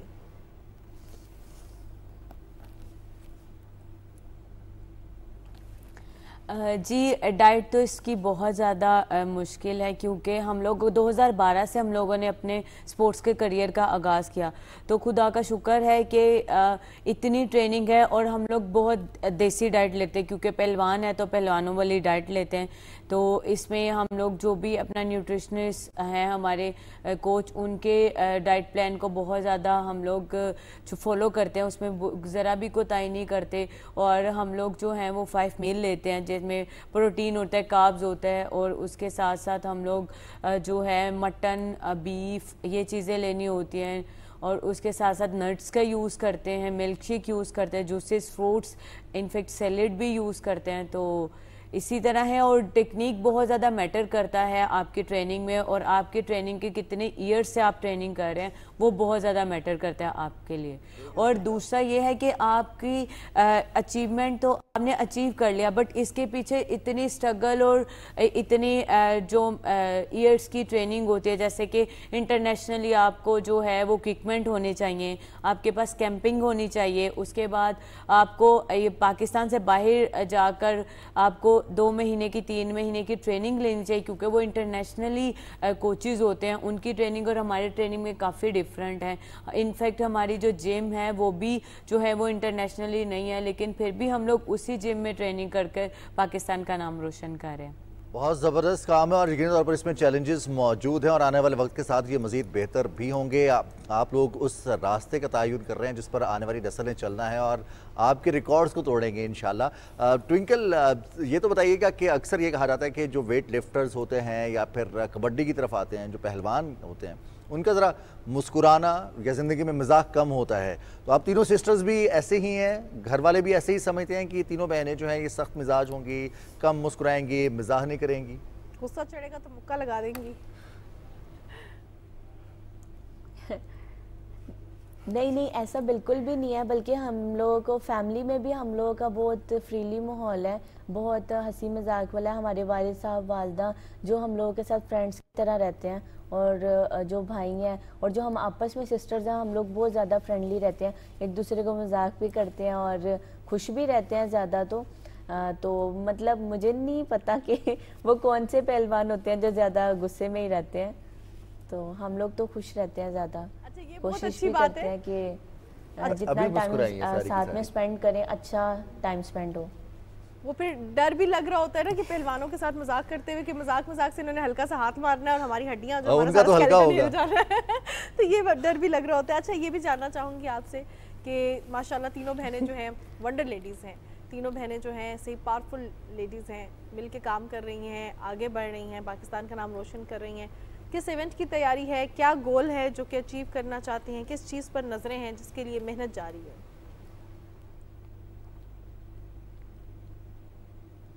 अभी हम लोगों की तैयारी ये है कि हम लोग कॉमनवेल्थ और वर्ल्ड में पार्टिसिपेट करें, और जैसे हम लोगों ने एशिया में चारों सिस्टर्स ने मेडल विन किए हैं, वैसे ही हम लोग कॉमनवेल्थ और वर्ल्ड में पाकिस्तान का नाम रोशन करें और मेडल्स लेकर आएँ।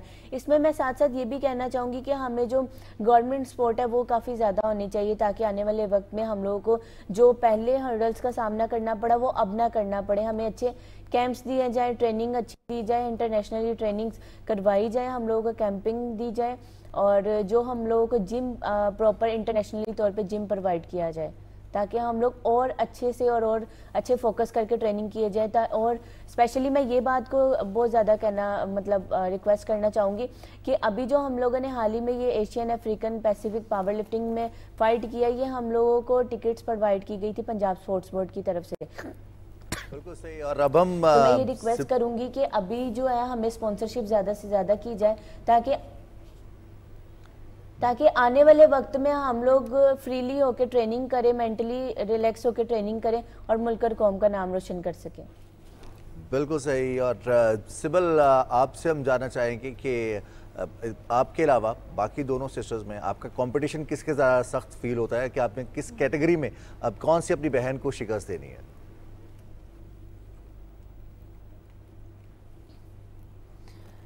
हम बहनों में तो ऐसा कंपटीशन नहीं है, क्योंकि हम तीनों चारों बहनें जो हैं अलग अलग बॉडी वेट में।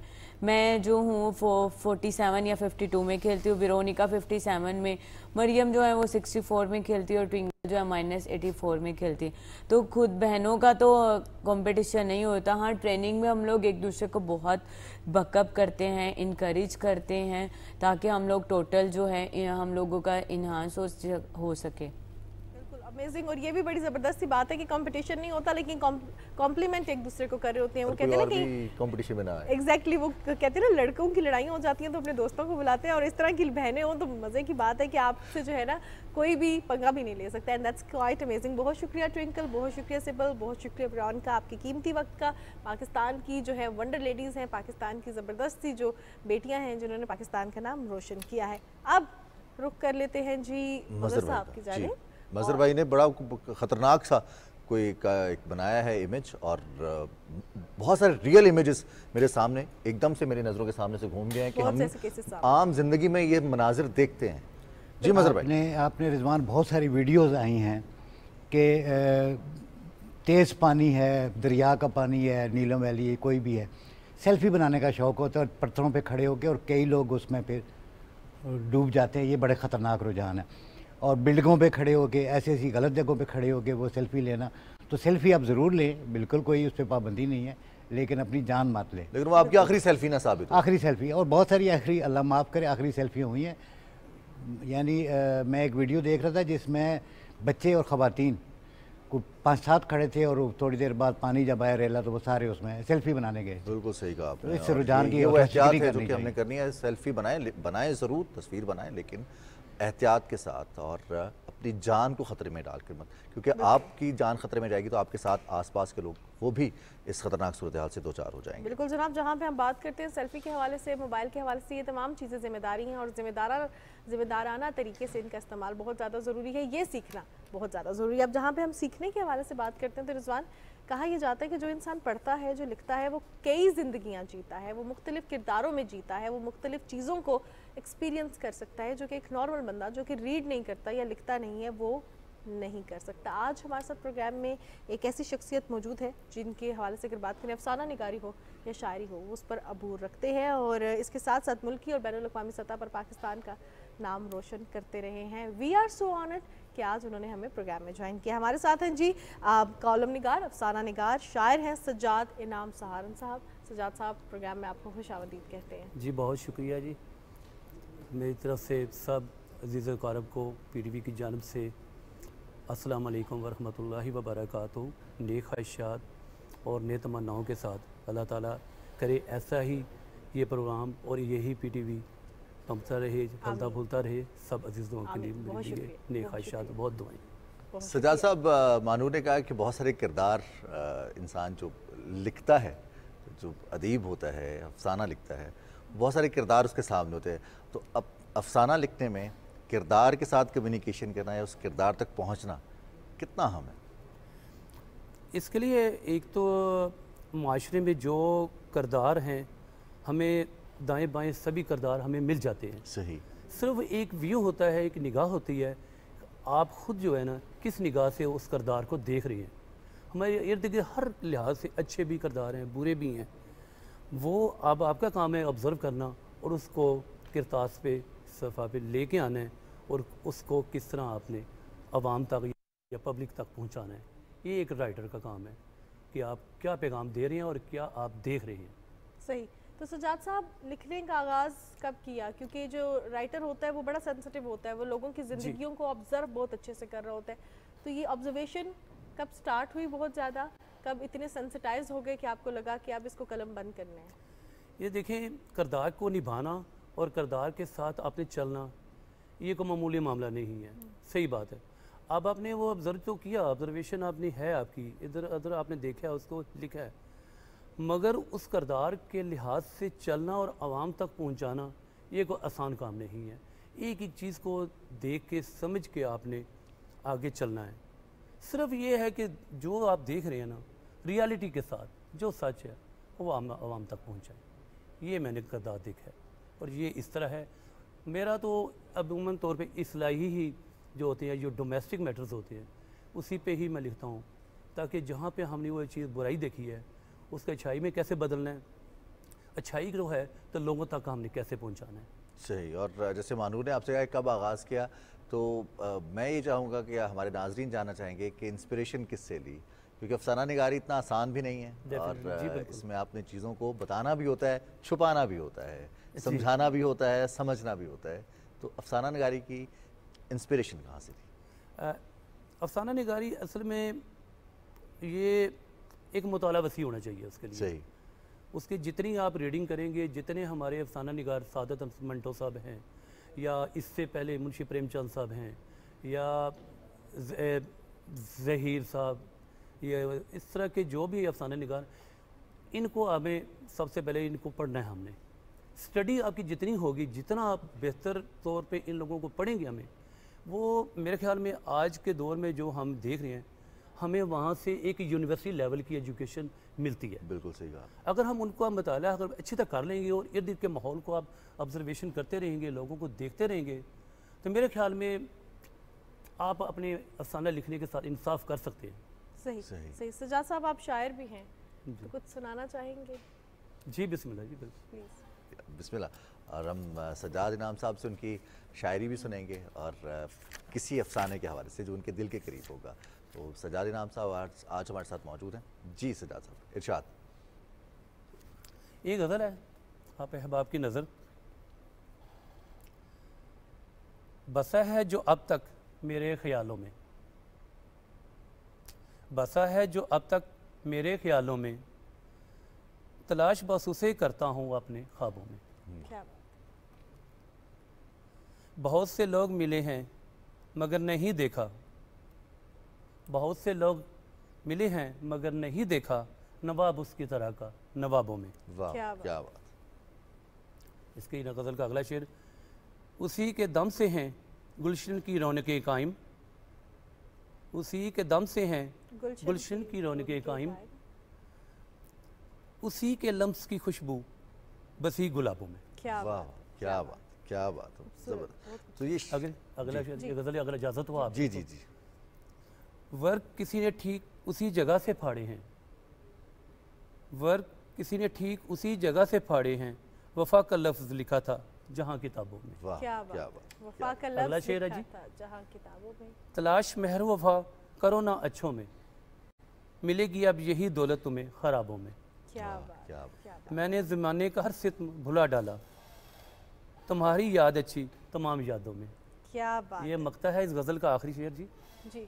ये आगही मुझे सज्जाद मार डालेगी, ये आगही मुझे सज्जाद मार डालेगी, गुजर रही है मेरी ज़िंदगी अज़ाबों में। वाह क्या बात, क्या बात है। तो सज्जाद साहब, शायरी की तरफ राग़िब कैसे हुए? अब शायरी असल में मैंने बहुत से शोरा हज़रात को पढ़ा है। अगर मैं अमली तौर पे बात करूँ, बिल्कुल सच्चाई की बात करूँगा, 5-6 साल हो गए मुझे इस तरफ अमली तौर पे आए हुए। बहुत से शोरा हज़रात को पढ़ा है मैंने, तो बस एक इंटरेस्ट था, एक शौक़ था। पहले तो ऐसे लिख लिया, मगर इस्लाह की भी ज़रूरत थी, उस्ताद भी ज़रूरत थी, आपने देखा है, आपने पढ़ा है, तो अब अमली तौर पे तो इतना सा हो गया, अल्लाह का शुक्र है इसमें। सही।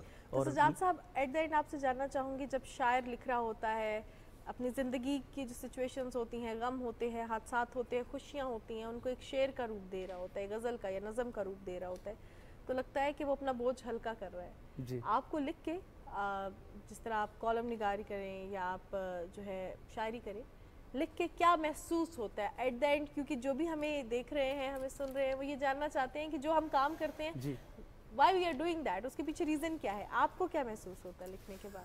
अब देखें, अफसाना निगारी है, जैसे आपने माशरे में जो हमने ये समाज में ये देखा है जो मामला, मेरे ख्याल में जो ये शायरी है ना, चंद अल्फाज, ये चंद शेरों पे जो आपकी इंस्पिरेशन है, आप इनर सेल्फ है, जो इनर वॉइस है, मेरे ख्याल में वो भी तो लोगों तक पहुंचा रहे हैं ना चंद लफ्ज़ों में। बिल्कुल सही। शायरी भी एक ज़रिया है अपना पैगाम देने के लिए। बिल्कुल सही। ये मैंने देखा है। अब बामकसद शायरी, मेरे ख्याल में बामकसद शायरी ऐसी हो जो आपके अंदर के जज्बात हैं, जो आप इधर सोसाइटी में या अपने किसी भी इर्द गिर्द में देख रहे हैं, तो वो भी एक पैगाम है, आप लोगों तक पहुँचा रहे हैं। बिल्कुल सही। बहुत शुक्रिया सज्जाद साहब, आप तशरीफ़ लाए। सितारे नाम सारन साहब हमारे साथ मौजूद थे।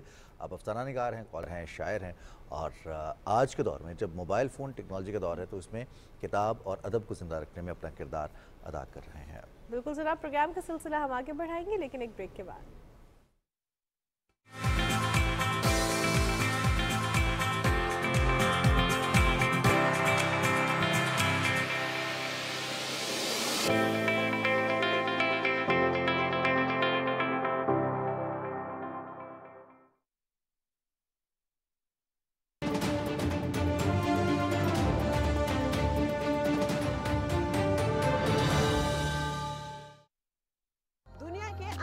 बदल गए। अहम इश्यूज के ऊपर हम लोग बात ही नहीं करते कि देखनी है कि इसके पीछे जिम्मेदारी कौन है। यही है ना प्रॉब्लम कि हमें पता ही नहीं है कि हमने अपनी बात को रखना कैसे है। क्या हमने खुद को बदला? सर फहरिस्त जो तजवीज़ रखना चाहता हूँ वो है निसाब में तब्दीली। सबसे मेजर प्रॉब्लम हम फेस ही करते हैं जब पेरेंट्स आके कहते हैं कि मोबाइल ने हमारे बच्चे की जिंदगी तबाह कर दी। Pedophilia is the main issue as well these days जो उजागर हो रहा है। मुहज़्ज़ब मुआशरे आला अखलाकी अक़दार को फ़रोग़ देते हैं जिससे एक मुहज़्ज़ब कौम का वजूद सामने आता है।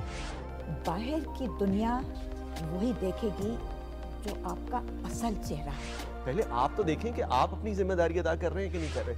वो कौन से मौजू हैं जिन पर बात करना बहुत जरूरी है और अगर अभी बात ना की तो बहुत देर हो जाएगी। जिस सिमत में वो ले जाना चाहते थे, बदकिस्मती से हम उस सिमत में बाद में जा नहीं सकते। देखिए प्रोग्राम मुहज़्ज़ब दुनिया के संग अपनी होस्ट सारा खान के साथ सिर्फ पीटीवी न्यूज़ पर। बुलंद बाला पहाड़, कश्मीर से गिलगित बल्तिस्तान तक, सब्जा ज़ारे शजर,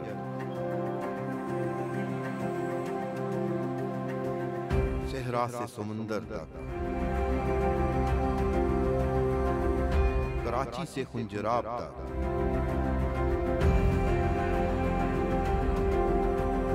हर खित्ते की सकाफत का हुस्न बेमिसाल।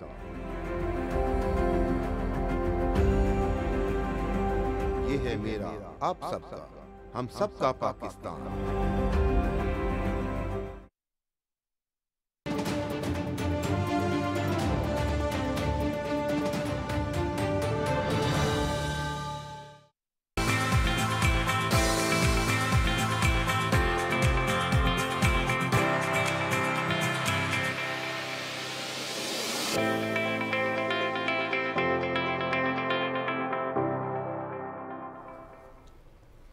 सुबह पाकिस्तान में आपको एक बार फिर खुशामदीद कहते हैं। इस्लाम सब्र और तहम्मुल का दर्स देता है, अमन और मोहब्बत का दर्स देता है, और अमन और मोहब्बत के साथ हम तभी रह सकते हैं जब किसी की छोटी छोटी बातों पर सब्र करें, जब हम उन चीज़ों पर सब्र करें जो हमारे कंट्रोल में नहीं है, जब हम थोड़े से तहम्मुल का मुजाहरा करें, जब हम फ़ौरन से रिएक्ट ना करें। दूसरे को समझना, उसकी सिचुएशन को समझना बहुत ज़्यादा ज़रूरी है। इस्लाम भी इस चीज़ का दर्स देता है।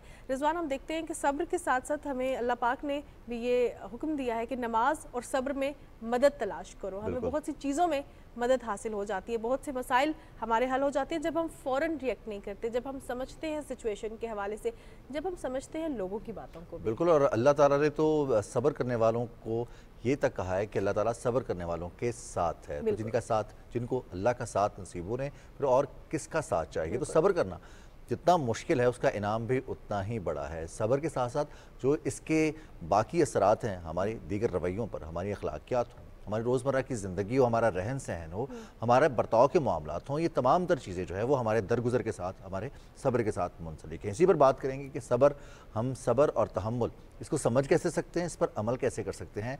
तो ज़रूरी है कि हम उनसे समझें जिन्होंने इस पर अमल किया है, जो सिखाते हैं, बताते हैं। प्रोफेसर डॉक्टर मोहम्मद ज़फ़र इकबाल जलाली साहब, जो कि मजहबी स्कॉलर हैं, उन्होंने मैं स्टूडियोज़ में आज ज्वाइन किया है। प्रोफेसर साहब, प्रोग्राम में आपको खुशामदीद कहते हैं और आपसे सबसे पहले तो ये जानना चाहूँगी कि अगर इस्लाम के हवाले से बात करें तो जो सब्र की डेफिनेशन है, जी। इस्लाम सब्र के बारे में और किस लेवल तक सब्र करना है, इसके हवाले से क्या दर्स देता है? शुक्रिया। आज का मौजू जो है ये तो ज़िंदगी के हर लम्हे ही ज़रूरी है जी। ऐसा मौजू है जो इंसान की कामयाबी के लिए, फिर सिर्फ दुनिया की ज़िंदगी की कामयाबी के लिए नहीं बल्कि रूहानी ज़िंदगी की कामयाबी के लिए, उखरवी ज़िंदगी की कामयाबी के लिए सब्र का होना इंतहाई ज़रूरी है।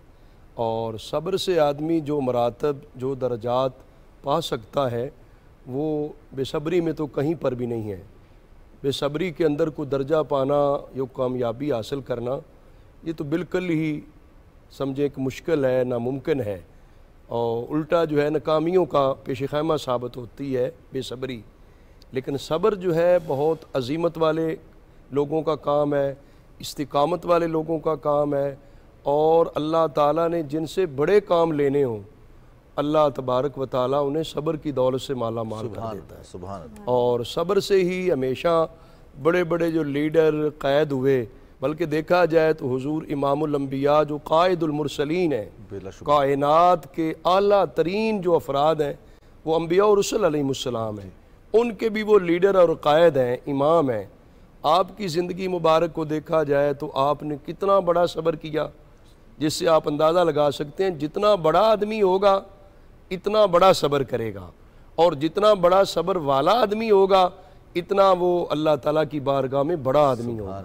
आज हमें ये तो ख्वाहिश है कि हम कामयाबी हासिल करें, कामयाबी हमारा मुकद्दर बने और हम बड़े लोगों में शुमार हो, लेकिन हमारे जो रवैये हैं, हमारा जो अंदाज़ है, गुफ्तगू का अंदाज़ है, हमारा किरदार है, हमारा अमल है, लोगों के साथ जो हमारे मामलात हैं, उनमें हम जो है वो छोटी छोटी बातों पर बेसब्री करते हैं। जबकि इस्लाम ने बेसब्री की सख्ती से मज़म्मत की है। और सब्र के हवाले से तो सिर्फ़ कुरान मजीद में 70 मकामात पर अल्लाह ताला ने सब्र की अज़मत और सब्र के फ़वाइद समरात बयान किए हैं। जिन दो आयात की तरफ आप भी इशारा कर रहे हैं कि अल्लाह तबारक व ताला ने बाकायदा तौर पर ईमान वालों को हुक्म दिया, या अय्युहल्लज़ीना आमनुस्ताईनु बिस्सब्रि वस्सलाह, ए ईमान वालों नमाज और सब्र से अल्लाह ताला की मदद चाहो।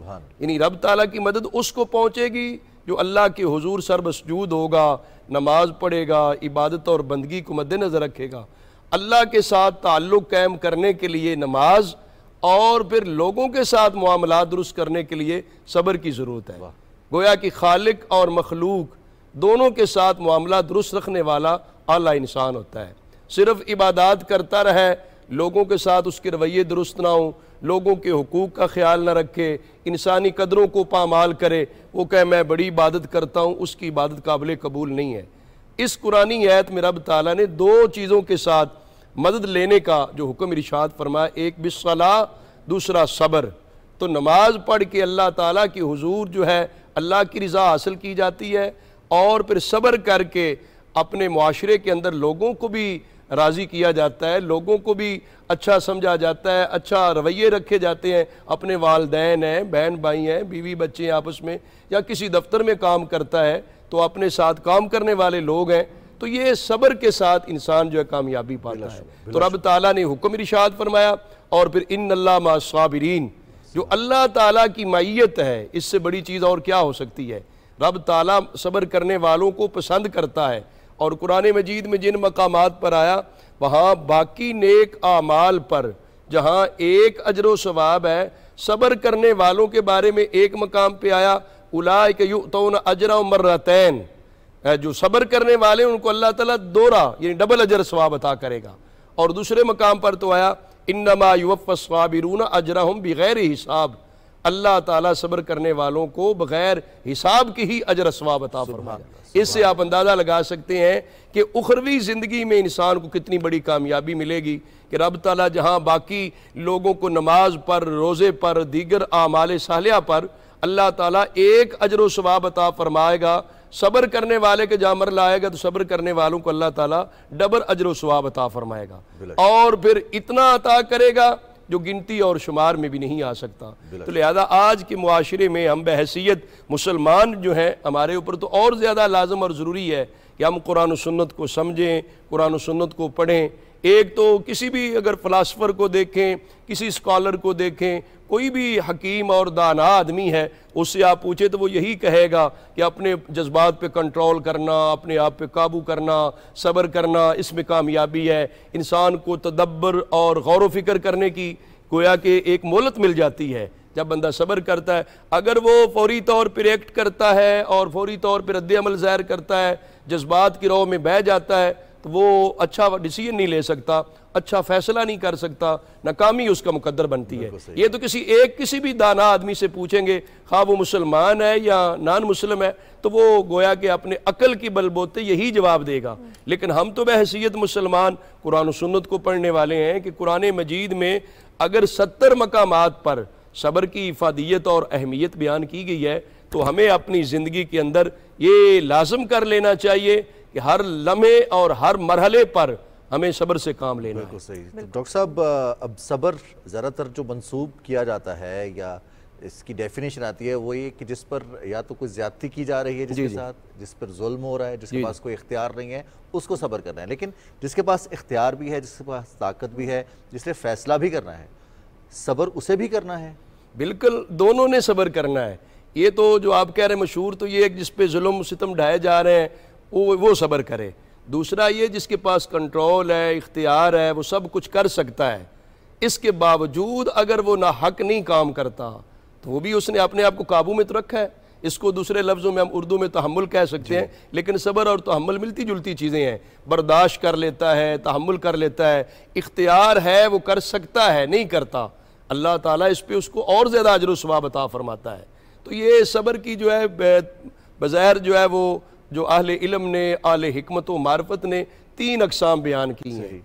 एक है अल्लाह ताला की तात, इबादत और बंदगी करने में कोई रुकावट आती है, मुश्किलात आती है, उसमें सब्र करना है। रोज़े में हम सब्र करते हैं। हाँ, वो कोई भी सब्र, रोज़ा भी सब्र है, नमाज पढ़ते वक्त भी बंदे को मुश्किलात पेश आ सकती हैं। सर्दी का मौसम है, ठंडे पानी में मतलब वुज़ू, ठंडे पानी के साथ वुज़ू करना पड़ गया, वैसे भी गर्म बिस्तर छोड़ के जाना पड़ गया, या इसके अलावा कहीं दूर जाकर वुज़ू करना पड़ गया, कोई भी दिक्कत और मशक्क़त तो बनती है। नेकी करने के अंदर जो दिक्कत और मशक्क़त बर्दाश्त करना, ये भी सब्र की एक किस्म है। इसी तरह नाजायज़ और हराम कामों से अपने आप को बचा लेना, अपनी ख्वाहिशात नफ्स को कंट्रोल करना, उनसे इज्तनाब और परहेज़ कर लेना, काबू में रखना अपने आप को, उस वक़्त भी बंदे के लिए मुश्किलात हैं। उन मुश्किलात को जो बर्दाश्त करे, माशरे के अंदर बहुत सारे ऐसे रस्म व रवाज होते हैं जो नाजायज़ होते हैं, जो गलत होते हैं, बाकी सारे लोग जो हैं एक माहौल में चल रहे होते हैं। एक आदमी इतनी मुश्किल हालात में भी अपने आप को बचा लेता है, तो वो भी उसका सब्र ही है। तो ये 2 तरह की ये सब्र है। तीसरा सब्र जो है वो सदमे के वक़्त है, मुसीबत पहुँचने के वक्त है, जो आम तौर पर माशरे में मशहूर है। तो ये तीनों किस्में ही जो है वो ये सब्र की अक़साम होती हैं। यानी इताअत और इबादत व बंदगी करते वक़्त को मुश्किलात हैं, उस वक़्त भी सब्र करें। नाजायज़ और हराम कामों से बचते वक़्त को अगर कोई मुश्किल और दिक्कत आई है, उससे भी सब्र करें। तीसरा, मुसीबत और सदमा पहुँचते वक़्त सब्र करना, इसको वैसे सबसे आला दर्जा कहा गया है।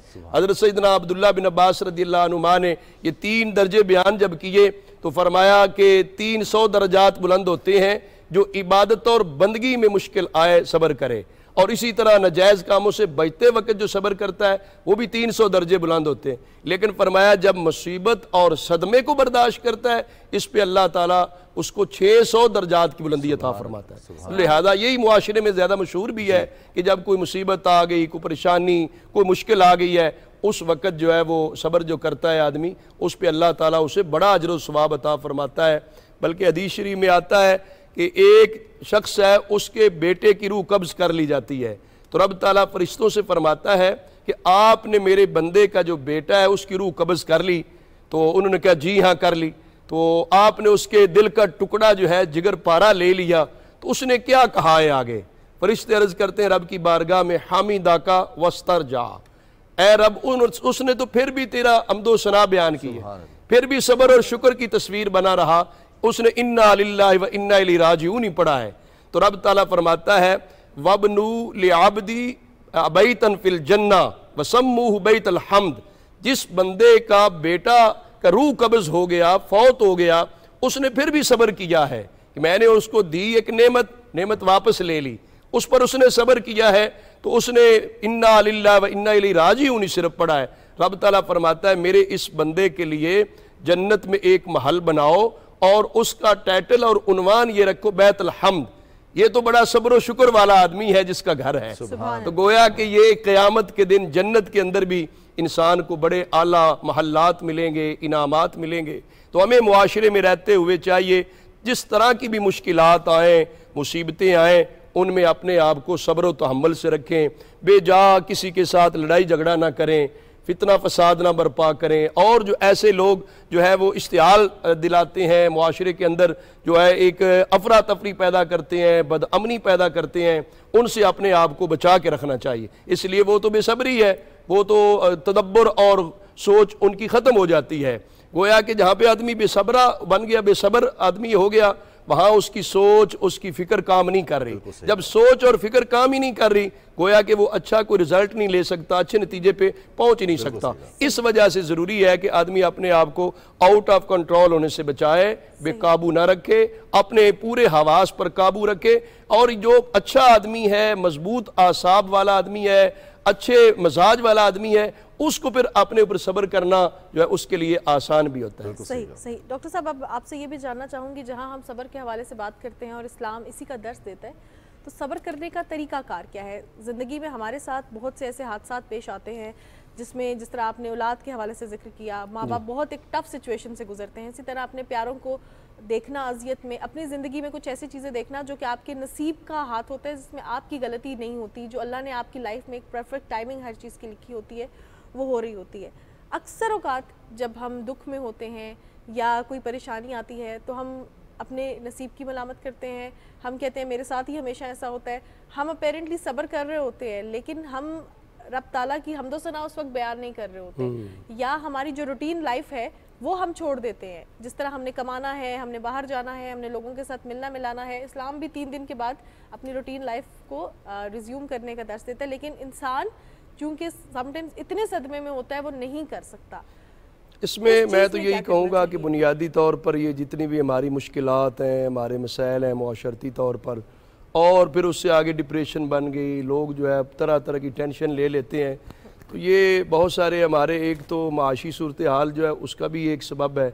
जब आदमी के हालात साजगार नहीं होते तो वो इस तरह के कहता है मेरी किस्मत ही ऐसी है, वो एक मलामत करता है तकदीर पर या इस तरह की बातों पर। तो वो बुनियादी तौर पर तो ये है कि हमने दीन इस्लाम को उस अंदाज में समझा नहीं है, वो तरबियत नहीं ली गई।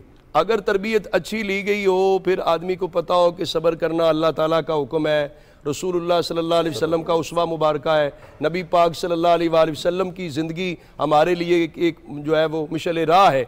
आका हुज़ूर अलैहिस्सलातु वस्सलाम को कितनी बड़ी मुश्किलात आई, नबी पाक सल्लल्लाहु अलैहि वसल्लम ने तो कभी भी सब्र का दामन नहीं छोड़ा है, और उम्मत को जो दरस और सबक दिया वो भी यही दिया है। तो हमारे लिए इन सारे मसाइल और मुश्किलात के अंदर बुनियादी तौर पर तो ये है, हम ये तो वालदैन ववैला करते हैं कि हमारी औलाद जो है बेसब्री करती है, या हमारी औलाद हमारी बातों पे तलखी दिखाती है, बर्दाश्त नहीं करती, तहम्मुल नहीं, अदम बर्दाश्त का ज़्यादा पाया जा रहा है, लेकिन हम उनकी तरबियत भी तो नहीं कर पा रहे हैं। हमें उन्हें आदाब सिखाने में, तरबियत देने में जो एक वालदैन की ज़िम्मेदारी है, या एक उस्ताद की ज़िम्मेदारी है, या एक अरबाब इक़्तिदार की ज़िम्मेदारी है, हम उस मैं समझता हूँ कि उस अंदाज़ में हम मुआशरे की जो तरबियत है, मुआशरे की इस्लाह है, वो जो अमल है उसमें हमारी कमी पाई जाती है। जिस टाइम जब मुआशरा बेतरबियत होगा, उनको हक़ायक़ का पता नहीं होगा, उनको अपने जो है एक फ़ायदे का पता नहीं होगा, यकीनन वो ऐसी हरकतें और ऐसे काम करेंगे जिससे वो अपना भी नुकसान करेंगे। अब जो बेसब्री में आके ख़ुदकुशी कर लेते, वो समझते शायद हम अपने आप को मारेंगे तो पता नहीं क्या हो जाएगा, होता कुछ भी नहीं है, वो दुनिया से चला जाता है, नुकसान ही करता है, उसको हराम की मौत करार दिया गया।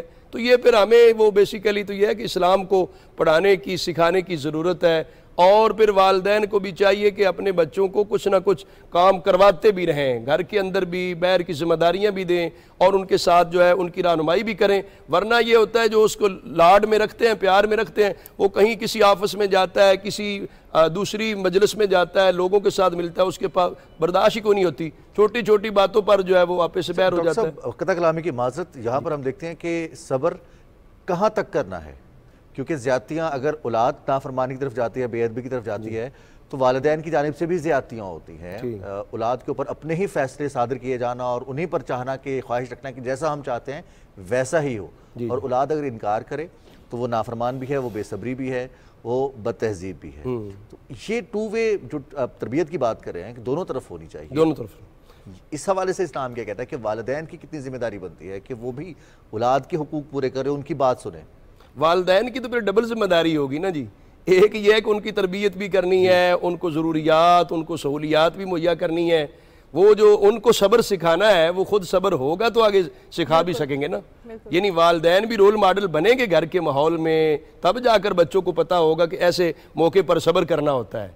औलाद के लिए तो इतना है वालिदैन के सामने अदब एहतराम करना, वो तो उनको हर हाल में सब यही है उनके लिए हुक्म। तो वो तो बेशक जिस अंदाज में भी हो, वालिदैन अगर जुल्म ज्यादती करते भी हैं तो वो वालिदैन की तरफ से जुल्म ज्यादती है, वो नुकसान तो वालिदैन का होता है। औलाद के लिए फिर भी ये है कि वो अदब एहतराम को मलूज़े खातर रखें, वो बर्दाश्त करें, वो सब्र करें, वो इस बात को मद्देनजर रखें और इस पे अल्लाह ताला उनको अजर सवाब अता फरमाएगा कि वो अपने वालिदैन को वालिदैन समझ के ये एहतराम कर रहे हैं। बैर मुआशरे के अंदर तो हर बंदे की वो बात तो सुनने को तैयार नहीं है, तो वो उनको ये एक घर के माहौल को भी पुरसुकून बनाने के लिए अल्लाह ताला की तरफ से जो रहनुमाई है, जो दीन जो है ये तो मुकम्मल ज़ाब्ता हयात है, ये हर लम्हे जो है हमारी रहनुमाई करता है। अगर हम दीन इस्लाम की तालीमात गहरी नज़र से पढ़ें, समझें और उन पर अमल करने वाले बन जाएं तो हमारे मुआशरती हर तरह की जो मुश्किलात हैं उनको बआसानी हम काबू पा सकते हैं। बिल्कुल बिल्कुल, बहुत अच्छी बात आपने की। बहुत शुक्रिया प्रोफेसर डॉक्टर मोहम्मद ज़फ़र इकबाल जलाली साहब आपके कीमती वक्त का। और जिस तरह हम इस्लाम के हवाले से बात करते हैं या दिन और रात के बदलने के हवाले से बात करते हैं, तो इसमें हम सब के लिए निशानियाँ हैं कि अगर आज मुश्किल वक्त है तो कल अच्छा वक्त भी आएगा। आज अगर हम परेशान हैं, आज हमारी सेहत अच्छी नहीं है, आज मौशी हालात ठीक नहीं है, मौशरती हालात हमारे ठीक नहीं है, तो कल को बेहतरी भी आएगी। सब्र के साथ, तहम्मुल के साथ और ख़ास तौर पर जद्दोजहद के साथ अपनी ज़िंदगी गुजारें, अपने लिए, अपने प्यारों के लिए, अपने मुल्क के लिए, अपने इर्द गिर्द रहने वाले लोगों के लिए। और एक बात जो मैं कहना चाहूँगा इस मौके पर, जो आपकी बात की कंटिन्यूटी में, कि ये हमारे रवैये हैं जो इन तमाम तर मुश्किलात को कम करने में इस हमारा साथ भी देते हैं और बायस भी बनते हैं कि हमारे रवैये मुआशरती मुआशी तब्दीलियों का बहुत बड़ा सोर्स है। बिल्कुल जनाब, प्रोग्राम का वक्त खत्म हो गया है। अपनी मेज़बान माहनूर कुरैशी और रिजवान अली अहमद को इजाज़त दीजिए। इंशाल्लाह आपसे मुलाकात होगी अगले हफ्ते। अपना बहुत सा ख्याल रखिएगा। अल्लाह हाफ़िज़।